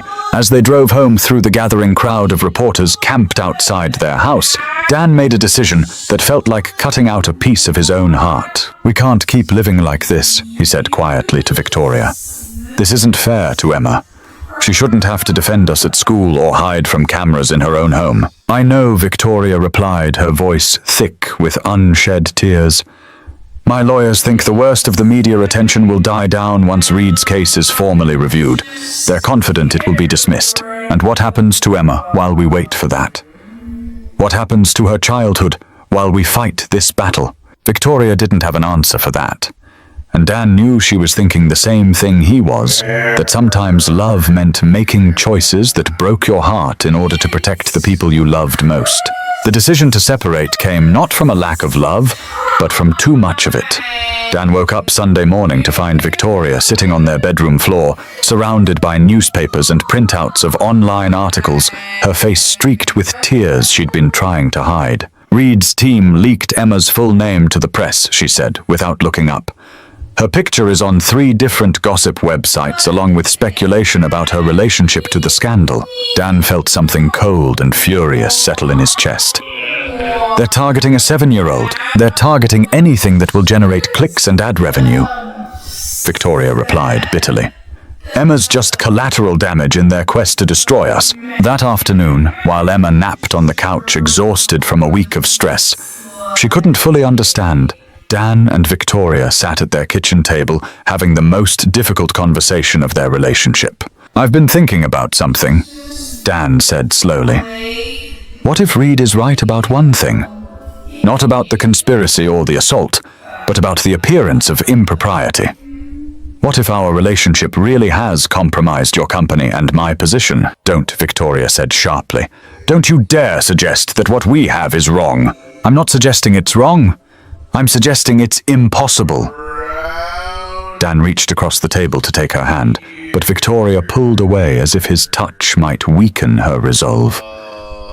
"Victoria, look at what this is doing to Emma. Look at what it's doing to your company. Your stock price has dropped 12% this week. Your board is questioning your judgment. And my daughter is getting bullied at school because of our relationship." "All of that will pass once Reed's case is thrown out," Victoria insisted. "Will it? Or will there be another scandal, another crisis, another reason why a billionaire CEO can't be with a working-class single father without people questioning our motives?" Victoria stood up abruptly, pacing to the window, where she could see the persistent cluster of reporters maintaining their vigil outside their home. "So what are you suggesting? That we just give up?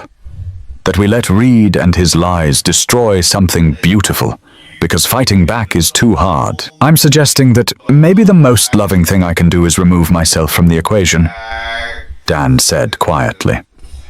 "If I'm not in your life, if I'm not working for your company, then Reed's case falls apart. You become the innocent victim instead of the co-conspirator. Your reputation gets protected. Your company stabilizes, and Emma gets to be a normal 7-year-old instead of tabloid fodder." "And what happens to us?" Victoria's voice cracked on the last word. "There is no us if this destroys you," Dan replied. "I won't be responsible for ruining your life, Victoria.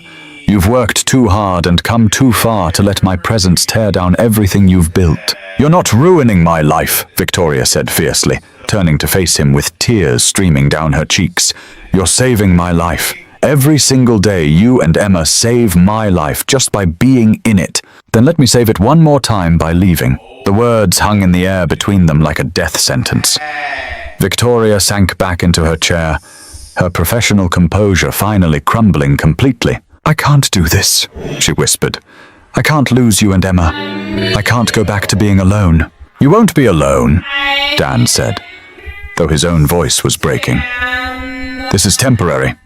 Once Reed's case is dismissed, once the media attention dies down, we'll figure out a way to make this work. But right now, staying together is hurting all three of us.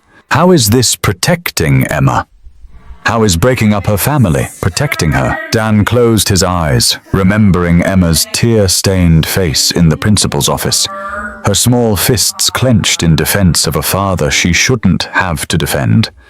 Because right now, being part of our family is causing her pain, and I won't let her suffer for my choices any longer than necessary.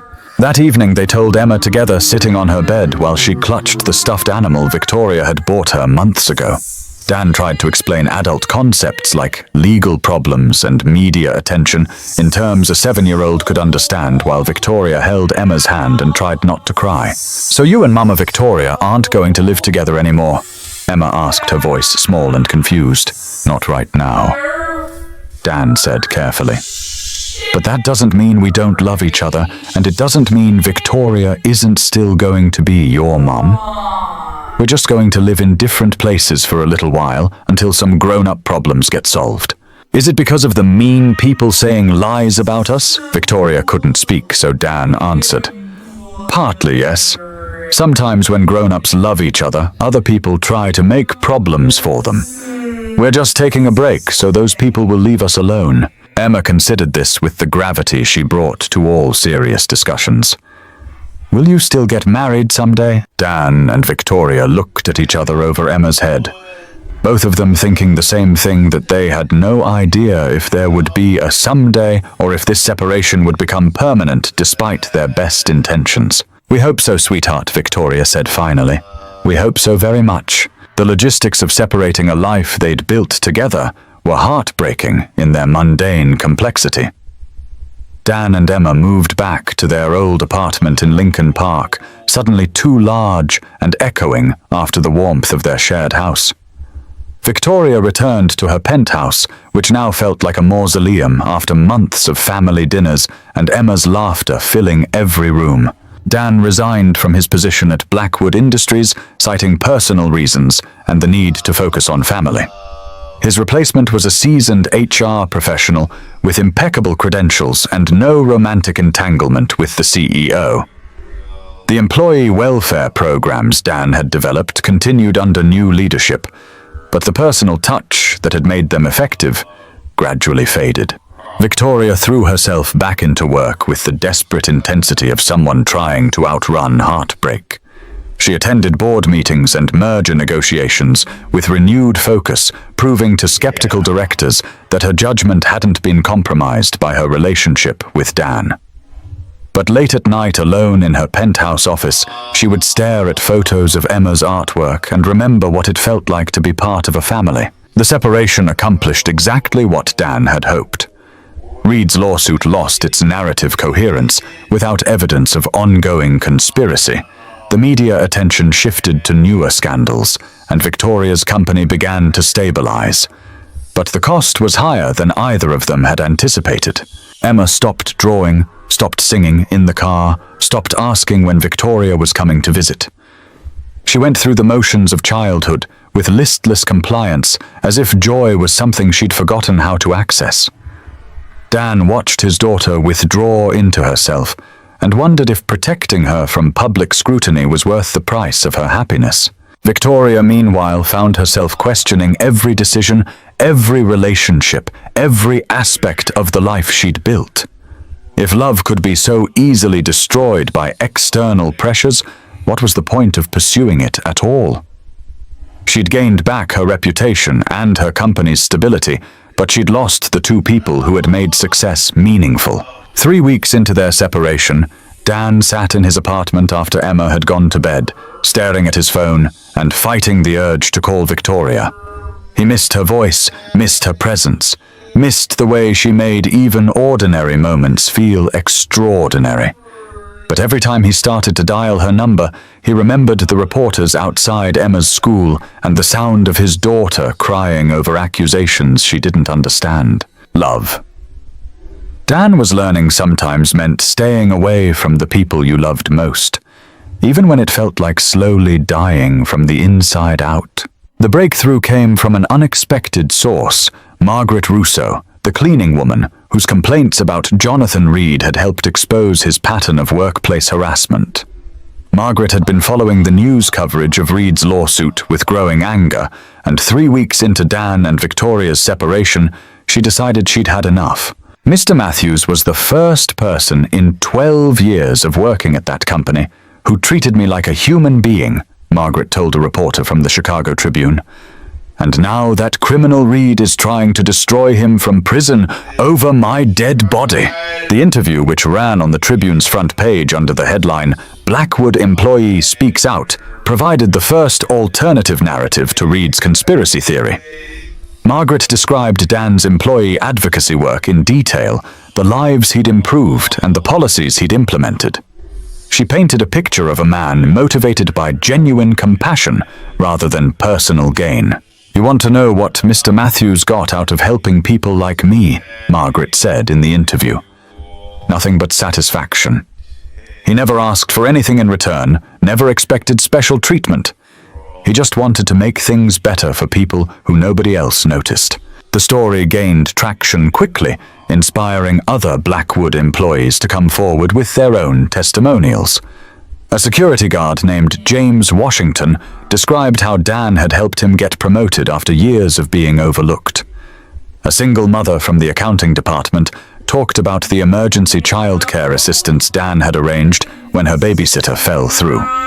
A maintenance worker spoke about the safety improvements Dan had implemented after listening to concerns that previous management had ignored. Victoria read these accounts from her office, tears streaming down her face as she was reminded of all the ways Dan had changed her company for the better. She'd been so focused on protecting him from the scandal that she'd forgotten to defend him publicly, allowing Reed's narrative to dominate the conversation. "We need to fight back," she told her legal team that afternoon. "I've been playing defense this entire time, trying to minimize damage instead of telling the truth about what really happened." "Ma'am, we've discussed this," her lead attorney replied carefully. "Any public statement you make right now could be used against you in Reed's lawsuit. Then let them use it," Victoria said firmly. "I'm done hiding. I'm done letting that man destroy good people from his prison cell while I sit here worried about stock prices and board opinions." The press conference Victoria called for that Friday afternoon was standing room only, with journalists packed into the Blackwood Industries auditorium like they were covering a presidential announcement. Victoria stood at the podium in a navy blue suit, her usual professional composure masking the personal passion driving her words. "3 months ago, I nearly died in this building." She began, her voice clear and strong. "Not from an accident or a medical emergency I could have predicted, but from sudden cardiac arrest that struck without warning. If it weren't for the quick action of one man, Daniel Matthews, I wouldn't be standing here today." She paused, letting the weight of that statement settle over the audience before continuing. Mr. Matthews wasn't a trained medical professional. He was a janitor working the night shift, someone whose presence in our executive boardroom was considered inappropriate by the very people who should have been helping me. But he saw a human being in crisis, and he acted. While my executives stood paralyzed by protocol and propriety, Mr. Matthews dropped to his knees and performed CPR that saved my life. Victoria's voice grew stronger as she warmed to her subject, 3 months of suppressed anger and frustration finally finding an outlet. For this act of heroism, Mr. Matthews was fired, publicly humiliated, and branded a criminal. The same executives who stood by while I died on that floor later accused him of assault for the very actions that saved my life. He lost his job, his home, and nearly his health because he had the courage to act when no one else would. The room was completely silent now, every journalist hanging on her words. When I learned what had happened, I did what any decent human being would do. I tried to make it right. I gave Mr. Matthews a job that utilized his natural compassion and insight into employee relations. I ensured that his daughter could attend a good school and that his family had safe housing. Not because he asked for these things, but because justice demanded them. Victoria paused again, her eyes finding the cameras that would broadcast her words across the country. Jonathan Reed. The man behind these current allegations was fired from this company for embezzlement and fraud. He is currently serving a federal prison sentence for stealing over $2 million from Blackwood Industries. His lawsuit is the desperate act of a criminal trying to deflect attention from his own crimes by destroying the reputations of good people. She stepped closer to the podium, her voice taking on a more personal tone. But this isn't really about lawsuits or corporate scandals. This is about character. Daniel Matthews has shown more integrity in one night than Jonathan Reed has shown in his entire career. The fact that Reed can launch these attacks from prison while Mr. Matthews suffers the consequences is an indictment of our entire legal process. Victoria's closing statement was delivered with quiet intensity. I will not stand by while a good man and his innocent daughter are destroyed by lies and legal manipulation. This company will use every resource at our disposal to defend Mr. Matthews and to ensure that the truth is heard above the noise of manufactured scandal. The questions that followed were aggressive and pointed, but Victoria answered each one with factual precision and visible passion. She confirmed her romantic relationship with Dan, explained the timeline of their involvement, and provided detailed financial records showing that all personal expenses had been paid from her own funds rather than company resources.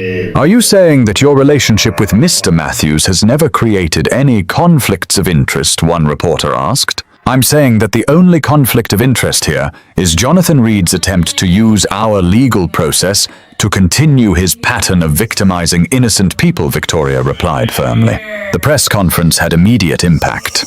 By that evening, every major news outlet was covering Victoria's defense of Dan, and social media sentiment began shifting in their favor.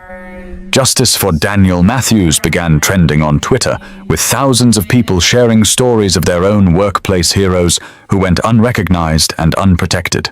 Dan watched the press conference from his apartment, Emma asleep in his lap after a long day at school.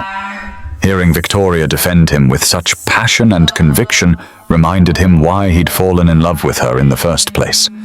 She could have protected herself by throwing him under the bus, could have claimed ignorance or poor judgment. Instead, she'd risked everything to tell the truth about their relationship and his character. Daddy, Emma said, sleepily stirring in his arms.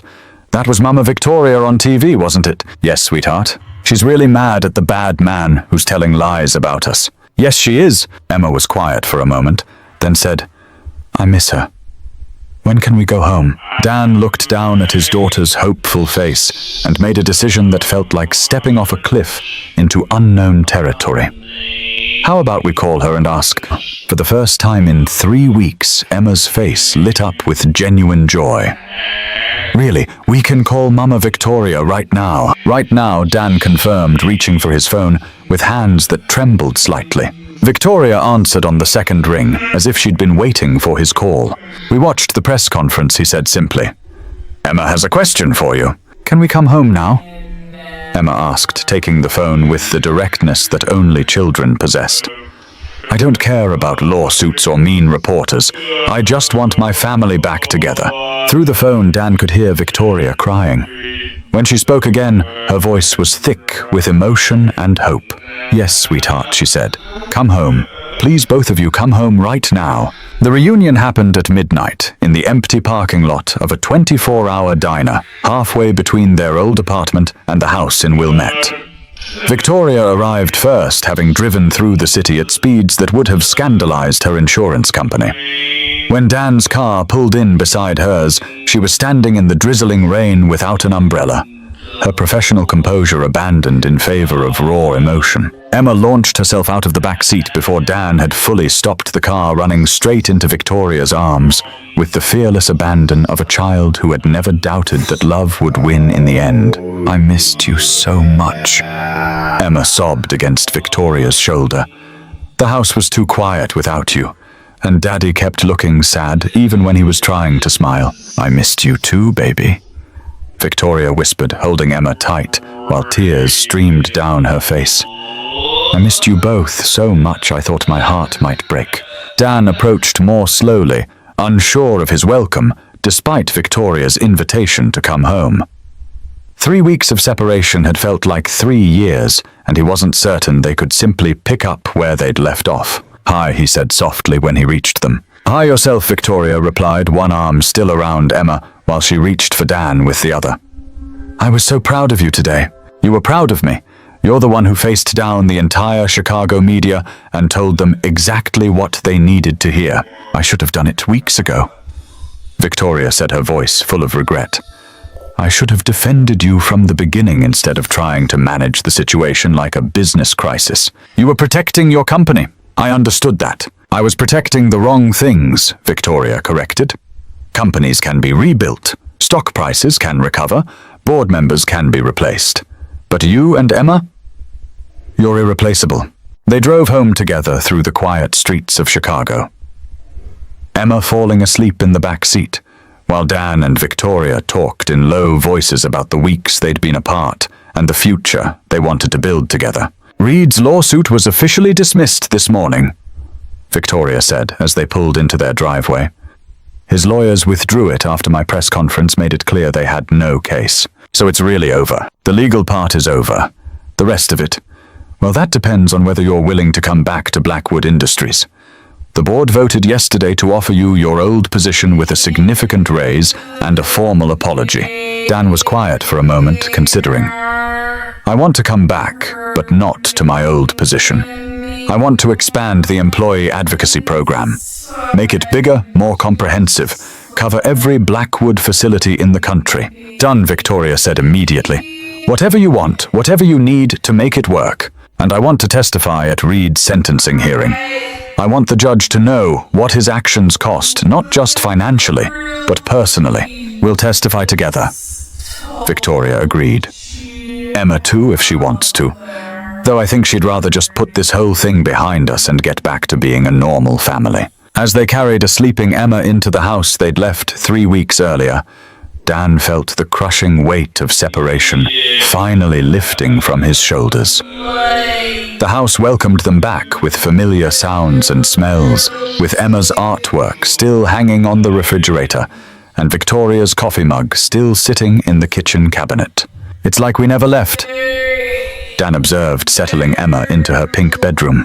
"Except we're stronger now," Victoria replied, tucking the covers around their daughter. "We've been tested and we survived." Over the following weeks, life gradually returned to something approaching normal. Dan resumed his position at Blackwood Industries, with expanded authority and resources for employee advocacy. Victoria threw herself into rebuilding the company's reputation, implementing new policies designed to prevent the kind of abuse Reed had perpetrated for years. The media attention faded as other scandals captured the public's fleeting interest, though Dan occasionally received emails from people inspired by his story. Former janitors who had gone back to school, single parents who had found better jobs, employees who had spoken up against workplace harassment after hearing about his case. "You've become an inspiration," Victoria told him one evening as he read through another batch of supportive messages. "I just did what anyone would have done," Dan replied. "No, you did what you would have done. Most people would have walked away rather than get involved." The wedding planning began in earnest once the legal chaos fully settled. Emma threw herself into the preparations with the enthusiasm of someone who had been dreaming about this day for months, creating detailed lists of flowers, decorations, and menu items that would make their celebration perfect. "Can we have the wedding in our backyard?" Emma asked one Saturday morning, as they sat around the breakfast table planning details. "I want to get married where we live, where we're happy." "I think that's a beautiful idea," Victoria agreed. though we might need to rent some tables and chairs. And a big tent in case it rains, Emma added with 7-year-old practicality. And lights in the trees to make everything magical, Dan suggested. As summer turned to autumn, their backyard was transformed into a wedding venue that rivaled anything a professional planner could have created. Victoria hired florists and caterers, but insisted on keeping the guest list small and intimate. Emma's classmates, their neighbors, Dan's remaining family from Indiana, and a carefully selected group of Blackwood Industries employees who had become friends rather than just colleagues. Margaret Russo was given a place of honor at the family table, having become something of a media celebrity herself after her defense of Dan during the crisis. James Washington from security was asked to be an usher, while several other employees were invited to participate in the ceremony as readers and witnesses. It's not a typical billionaire wedding, Victoria's society friends observed with barely concealed disapproval. It's perfect, Victoria replied firmly. It's exactly what we wanted. The night before the wedding, Dan found Victoria sitting on their back porch looking out at the decorations and twinkling lights that would soon host their celebration. She was wearing jeans and one of his old sweaters, her hair pulled back in a simple ponytail, and she looked more beautiful than he'd ever seen her. Having second thoughts, he asked, settling into the chair beside her. Having grateful thoughts, Victoria replied, taking his hand. A year ago, I thought success meant profit margins and market dominance. Now I know it means sitting on a back porch with the person you love, planning a life together. No regrets about giving up the penthouse lifestyle. My only regret is that it took me 29 years to figure out what really mattered, Victoria said. Though I suppose some people never figure it out at all. Emma appeared at the sliding door in her pajamas, her hair already in curlers in preparation for the next day. Are you guys having pre-wedding conversations? Because I want to be included in pre-wedding conversations. Come here, sweetheart, Victoria said, making room for Emma on her chair. What kinds of things do you want to talk about before your parents get married? I want to make sure you both know that I'm really happy, Emma said seriously. And I want to make sure you know that Mommy in heaven would be happy too. She always wanted Daddy to find someone to love who would love him back just as much. Dan felt tears burning in his eyes. How do you know that, baby? Because that's what love is, Emma replied with the simple wisdom that only children possessed. When you love someone, you want them to be happy, even if you can't be there to make them happy yourself. The three of them sat together on the porch as the evening grew cool around them, watching the lights twinkle in the trees and talking about the future they would build together. Tomorrow there would be vows and flowers and a celebration with everyone they cared about. But tonight, there was just this, a family on the eve of making their bond official, surrounded by love and possibility, and the quiet satisfaction of having found their way home. The morning of their wedding dawned crisp and clear, with the kind of perfect autumn weather that made everything feel possible.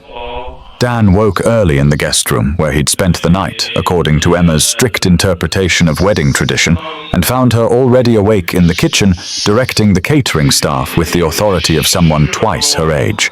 The flowers go on the round tables, not the square ones, she was explaining to a bemused florist. And make sure the cake table is where people can see it from the altar, because I helped pick out that cake, and I want everyone to know how beautiful it is. Good morning, wedding coordinator, Dan said, kissing the top of Emma's head. How's everything looking out there? Perfect, Emma announced with satisfaction. Mama Victoria is upstairs getting her hair done, and you're supposed to stay down here until it's time for pictures. The separation felt artificial after months of morning coffee together, but Dan honored Emma's wishes and busied himself with last-minute details while Victoria prepared for the ceremony upstairs. The backyard was indeed perfect, transformed into an intimate wedding venue with white chairs arranged in neat rows, flowers everywhere, and a simple arch where they would exchange vows. At 2 o'clock exactly on schedule, the string quartet Emma had insisted upon began playing softly as guests took their seats. Dan stood beneath the flower-covered arch, with their officiant, a family court judge, who had presided over Emma's adoption and agreed to perform their marriage ceremony as well. Emma walked down the aisle first as their flower girl, wearing a pale pink dress that perfectly complemented the autumn decorations. She scattered rose petals with deliberate precision, stopping to wave at guests she recognized and generally charming everyone in attendance. Then the music shifted, and Victoria appeared at the back of their yard. Dan's breath caught in his throat. Victoria wore a simple ivory dress that flowed gently to her ankles, her hair styled in loose waves with a single white flower tucked behind one ear. She was radiant in the golden afternoon light, but more than that, she looked happy in a way Dan had never seen before. She walked toward him unescorted, having decided that she didn't need anyone to give her away since she was choosing this life freely and completely. When she reached the altar, she handed her bouquet to Emma and took both of Dan's hands in hers.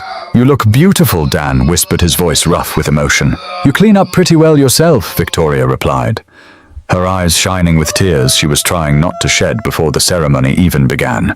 The judge began with traditional words about love and commitment, but Dan barely heard them.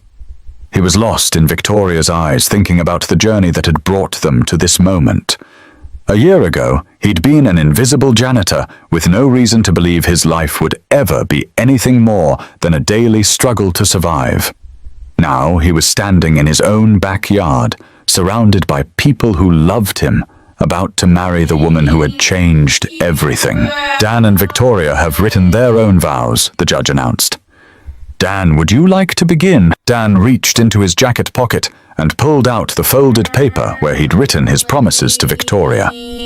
But looking at her now, surrounded by flowers and friends, and the warm autumn sunshine, the words he'd planned seemed insufficient. "Victoria," he began, setting the paper aside a year ago. "You were dying on a boardroom floor while people who should have helped you stood by and watched. I performed CPR not because I was a hero, but because I couldn't stand by while someone needed help." He squeezed her hands, feeling the strength and warmth of her touch. "What I didn't know was that saving your life would save mine too. You've given me purpose, passion, and the kind of love I thought I'd lost forever. You've made Emma's dreams of having a complete family come true. You've shown me that second chances exist, and that sometimes broken people can heal each other." Victoria's tears were flowing freely now, but she was smiling through them. "I promise to love you with the same determination I showed that night in the boardroom. I promise to fight for us when things get difficult, to support your dreams, even when they scare me, and to never take for granted the miracle of being chosen by someone as extraordinary as you." Dan's voice grew stronger as he reached his conclusion. "You saved me right back, Victoria Blackwood. You saved my life, my daughter's future, and my faith in the possibility of happiness. I promise to spend the rest of our lives being worthy of that gift." Victoria was crying openly now, but when the judge prompted her for her vows, she spoke with clear, strong conviction. "Dan Matthews," she began, her voice carrying across their backyard, "to every guest, when I built walls around my heart to protect myself from loss and disappointment, I thought I was being strong. What I was really being was small." She looked down at Emma, who was beaming with pride, then back at Dan. "You and Emma taught me that love doesn't make you vulnerable, it makes you powerful. You showed me what it means to live with purpose beyond profit margins and quarterly reports. You gave me a family when I thought I was too broken to be part of one." Victoria's voice grew more passionate as she continued. "I promise to love you, not despite our differences in background and circumstance, but because of them. I promise to support your work, advocating for people who need their voices heard. I promise to be the mother Emma deserves and the partner you can count on through whatever challenges we face." She paused, her eyes locking with Dan's. "Most importantly, I promise never to forget that the best decision I ever made was falling in love with the man who risked everything to save a stranger's life. You are my hero, Dan Matthews, and I am honored to be your wife." The judge pronounced them husband and wife, to enthusiastic applause from their gathered friends and family. When Dan kissed Victoria, Emma cheered loudly and threw the remaining flower petals into the air, creating a shower of rose petals that caught the afternoon light like confetti. "Ladies and gentlemen, the judge announced with a smile. "I present to you Mr. and Mrs. Matthews." As they walked back down the aisle together, Dan caught sight of Margaret Russo wiping tears from her eyes, James Washington applauding enthusiastically, and dozens of other faces reflecting the joy and love that surrounded them. These weren't just wedding guests. They were the community they had built through kindness, advocacy, and the simple belief that everyone deserved to be treated with dignity. The reception that followed was everything a wedding celebration should be: heartfelt toasts, terrible dancing, and the kind of joyful chaos that comes when people who genuinely care about each other gather to celebrate love. Emma gave a speech that made everyone cry. Margaret sang an old Italian love song that made everyone dance, and Victoria and Dan shared their first dance as a married couple while their daughter spun in circles around them. As the evening wound down and guests began to leave, Dan found Victoria sitting on their back porch steps, her wedding dress carefully arranged around her and a contented smile on her face. "Mrs. Matthews," he said, settling beside her. "How does it feel to be married?" "It feels like coming home," Victoria replied, leaning against his shoulder. "It feels like the beginning of everything good." Emma appeared beside them, having changed into pajamas, but still wearing the flower crown from the ceremony. "Are you guys officially my parents now?" "Like really officially." "Really officially," Victoria confirmed, pulling Emma onto her lap. "You're stuck with us forever now." "Good," Emma said with satisfaction. "I like being stuck with you guys." As they sat together, watching the last of their wedding guests drive away, Dan reflected on the year that had changed everything. It had started with a medical emergency and a split-second decision to help a stranger, and it had led to this, a family built on love, respect, and the revolutionary idea that everyone deserves a chance at happiness. "What are you thinking about?" Victoria asked softly. "I'm thinking about how saving your life turned out to save mine too," Dan replied. "And I'm thinking about how lucky Emma is to have two parents who love her enough to fight for her happiness. And I'm thinking about how different our lives would be if you had walked past that boardroom instead of stopping to help," Victoria added. "We never would have met, never would have fallen in love, never would have become a family." "But I didn't walk past," Dan pointed out.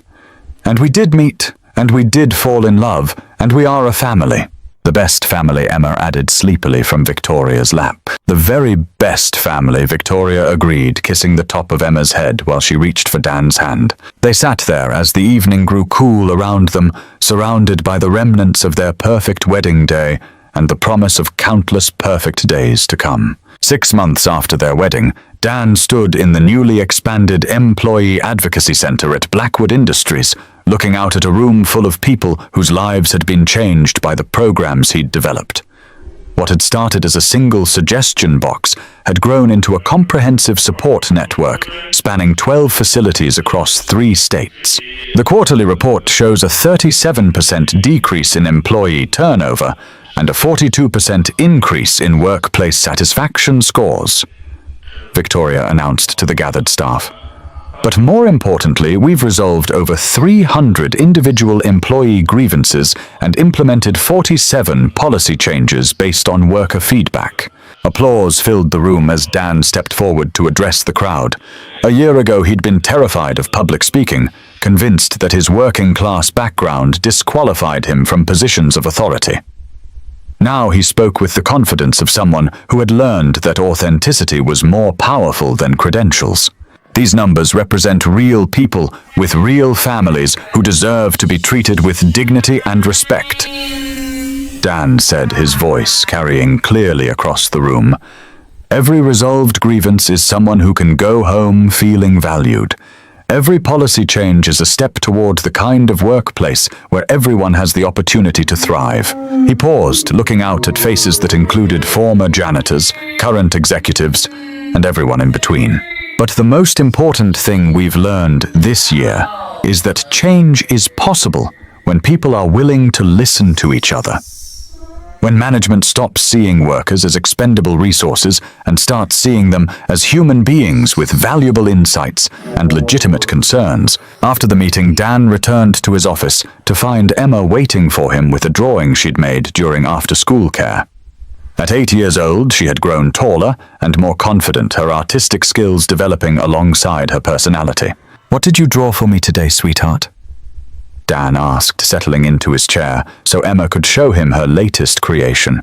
"It's our family," Emma explained, pointing to 3 stick figures holding hands in front of a house. "That's you, that's Mama Victoria, and that's me. And these are all the people you help at work." The drawing showed dozens of smaller stick figures surrounding the central family, all of them smiling and holding hands in a chain that extended beyond the borders of the paper. "It's beautiful," Dan said, genuinely moved by his daughter's interpretation of their life. "Should we hang it up in the place of honor?" Emma nodded enthusiastically, and Dan added her artwork to the collection covering one wall of his office. Visitors often commented on the children's drawings scattered among his professional awards and policy documents, but Dan considered Emma's artwork the most important decorations in the room. Victoria appeared in his doorway, still glowing from the success of the afternoon's presentation. Ready to head home, I promised Emma we'd work on her science project tonight. "What kind of science project?" Dan asked, gathering his things. "Volcanoes," Emma announced with excitement. "I get to make one erupt with baking soda and vinegar, and Mama Victoria is going to help me paint it to look realistic. And I researched actual volcanic geology, so we can make it educational as well as fun," Victoria added, with the enthusiasm she brought to all of Emma's school projects. As they drove home through Chicago's evening traffic, Dan reflected on how perfectly their family had found its rhythm. Victoria had learned to balance her CEO responsibilities with her roles as wife and mother, often working from home in the evenings, so she could help with homework and attend school events. Dan had discovered that his employee advocacy work was not just a job, but a calling, something that gave meaning to his professional life in ways he'd never experienced as a janitor. Most importantly, Emma had thrived as the center of a loving, stable family. Her grades were excellent, her friendships were strong, and she approached each day with the confidence of a child who knew she was cherished. "Can we stop at the grocery store?" Emma asked as they neared their neighborhood. "I need supplies for the volcano, and I want to get ingredients to make dinner for you guys tomorrow night." "You want to cook dinner for us?" Victoria asked, glancing at Emma in the rearview mirror. "I've been watching cooking shows and I think I can make spaghetti and meatballs if you help me with the stove parts," Emma explained seriously. "I think that sounds like a wonderful plan," Dan said. Chef Emma's first official meal. At the grocery store, they split up to gather ingredients and supplies, Emma directing the expedition with detailed lists she'd written during the car ride.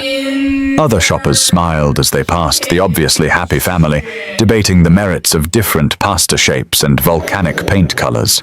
"You know what I love about this," Victoria said quietly to Dan, as Emma deliberated between red and orange paint. "What's that?" "The ordinariness of it. A year ago, I thought happiness had to be extraordinary. Expensive vacations, designer clothes, exclusive restaurants. Now I know it's grocery shopping with people you love and helping your daughter build a volcano for her 3rd grade science class.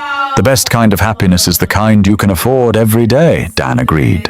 That evening, after the volcano had been constructed and painted, and Emma had gone to bed with paint still under her fingernails, Dan and Victoria sat on their back porch with cups of coffee and the comfortable silence of people who no longer needed to fill every moment with conversation.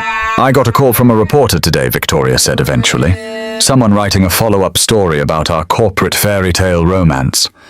She wanted to know if we had any regrets about how everything happened." "What did you tell her?" "I told her that fairy tales are for children, but real love is for adults who are brave enough to fight for it," Victoria replied. "I told her that our story isn't about a billionaire falling for a janitor or a working-class hero saving a CEO. It's about 3 people who needed each other and were lucky enough to find each other." Dan reached for Victoria's hand, his thumb tracing the simple wedding band she'd chosen over the elaborate diamond rings her society friends had expected. "Any regrets?" he asked. "Just one," Victoria said, and Dan's heart skipped until she continued. "I regret that it took a cardiac emergency for us to meet. I wish we could have found each other sooner, had more time to build this life together." "We have the rest of our lives," Dan pointed out. "True. And speaking of the rest of our lives, Victoria turned to face him, with an expression Dan had learned to recognize as her important announcement face. "What's going on? How do you feel about giving Emma a little brother or sister?" Victoria asked, her hand moving instinctively to her still flat stomach. Dan's coffee cup slipped from his fingers, landing on the porch with a clatter that seemed impossibly loud in the quiet evening. "Are you saying what I think you're saying? I'm saying that in about 7 months our family is going to get bigger." Victoria confirmed, her smile bright enough to light up the entire backyard. Dan pulled her into his arms, spinning her around while she laughed and protested that she'd just told him she was pregnant. Maybe spinning wasn't the best idea right now. "How long have you known?" he asked when he set her down. "I suspected for a few weeks, but I got confirmation from the doctor yesterday. I wanted to be absolutely sure before I told you. And you're happy about this?" "Really happy, deliriously happy," Victoria assured him. "Scared out of my mind, but deliriously happy. What about you?" Dan answered by kissing her so thoroughly that they were both breathless when they finally broke apart. "I love you, Mrs. Matthews," he said against her forehead. "I love our daughter, I love our family, and I love the baby we're going to have. Even though this means Emma won't be an only child anymore, even though our quiet little family is about to get a lot more chaotic, especially because of that," Dan replied.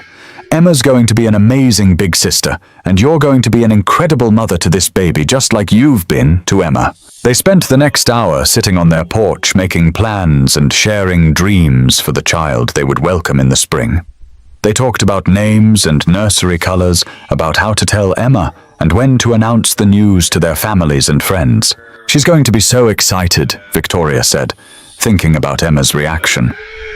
"She's been asking when we're going to have a baby practically since the day we got married. She'll probably want to help pick out everything from clothes to toys to what we call the baby," Dan added. "I hope it's a boy," Victoria said thoughtfully. "I'd love to see you with a son, teaching him all the things you've taught Emma about kindness and integrity and standing up for people who need help. Boy or girl, this baby is going to be lucky to have Emma as a big sister and you as a mother," Dan said. "And I promise to be the best father I can be, just like I've tried to be for Emma." As they prepared for bed that night, Dan looked around their bedroom. Victoria's clothes hanging next to his in their shared closet, Emma's artwork taped to the mirror, the comfortable accumulation of a life built together, and felt overwhelmed by gratitude. 2 years ago, he'd been a struggling single father with no prospects and no hope for anything beyond basic survival. Tonight he was going to sleep next to the woman he loved in a house they'd bought together, with one amazing daughter down the hall and another child on the way. "What are you thinking about?" Victoria asked, noticing his contemplative expression as they settled into bed. "I'm thinking about how saving your life turned out to be the best thing I ever did," Dan replied, pulling her close. "And I'm thinking about how lucky our children are going to be, growing up in a family built on love instead of obligation. They're going to know their parents' love story," Victoria said softly. "They're going to grow up believing that real love exists and that it's worth fighting for." Speaking of love stories, Dan said we should probably figure out how to tell this one to Emma. She's going to want every detail about how Mama Victoria and Daddy created a baby brother or sister.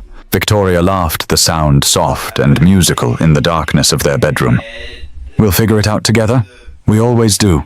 As they fell asleep in each other's arms, Dan reflected on the journey that had brought them to this moment.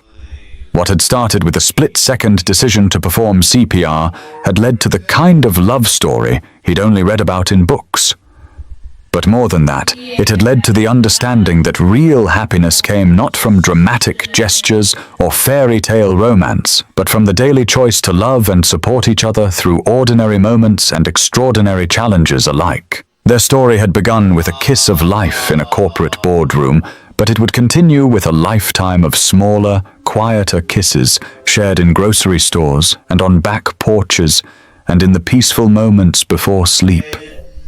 And that, Dan thought, as he drifted off to sleep beside his wife, while their daughter dreamed in the next room, and their second child grew safely in Victoria's womb, was exactly the kind of love story he wanted to live. 5 years later, Dan Matthews stood in the backyard of their Wilmette home, pushing 2-year-old Michael on the swing set while 8-year-old Emma helped Victoria tend to the vegetable garden they'd planted that spring. The afternoon sun filtered through the oak trees they'd watched grow taller each year, casting dappled shadows across the lawn, where their family had celebrated countless milestones and ordinary Sundays alike. The Blackwood Matthews Employee Advocacy Foundation now operated in 7 states, providing workplace support and legal assistance to thousands of workers across the country. Dan had been featured on the cover of Time magazine as one of the year's most influential advocates for worker rights, but he still kept his original janitor's uniform framed in his office as a reminder of where he'd started. Victoria had revolutionized corporate culture at Blackwood Industries, creating a model that other companies were scrambling to replicate. She'd been named CEO of the Year by 3 different business publications, but her greatest pride came from the letters she received from employees who felt heard and valued in their workplace for the first time in their careers. "Daddy, watch this," Emma called out, showing off the perfect tomato she'd harvested from their garden. At 13, she was growing into a confident, compassionate young woman who volunteered at the local community center and had already announced her intention to become either a teacher or a lawyer, depending on which would help more people. "That's beautiful, sweetheart," Dan called back, catching Michael as he leaped from the swing with the fearless enthusiasm of toddlerhood. Their story had become legend in Chicago business circles, referenced in Harvard Business School case studies, and told at corporate retreats as an example of how one moment of human decency could transform lives and companies. But to Dan and Victoria, it wasn't a business story at all. It was simply the story of how 3 broken people had found each other and built something beautiful from the pieces. As the sun set over their backyard that evening, their family gathered on the porch for their traditional end-of-day reflection. It was a ritual Victoria had started when Emma was small, a way of acknowledging the good things that had happened each day and expressing gratitude for the love that surrounded them. Sometimes the truest victories aren't measured in stock prices or quarterly reports, but in the quiet moments when a family sits together at the end of a good day, grateful for the simple miracle of having found each other in a world that could have easily kept them apart forever. Friends, if this story touched your heart the way it touched mine, if it reminded you that love conquers all and that sometimes the most broken moments create the most beautiful beginnings, please don't just watch and walk away. Hit that subscribe button and become part of our Soul Lift Stories family. Share this story with someone who needs to remember that kindness is never wasted and that second chances are real. Drop a heart in the comments if you believe in the power of love to transform lives, and tell me which part of Dan and Victoria's journey moved you the most. Your support helps us bring more inspiring stories to millions of people around the world who need hope. And together we're building a community that believes in the good in humanity. Thank you for watching, and remember, your own love story might be just one act of kindness away.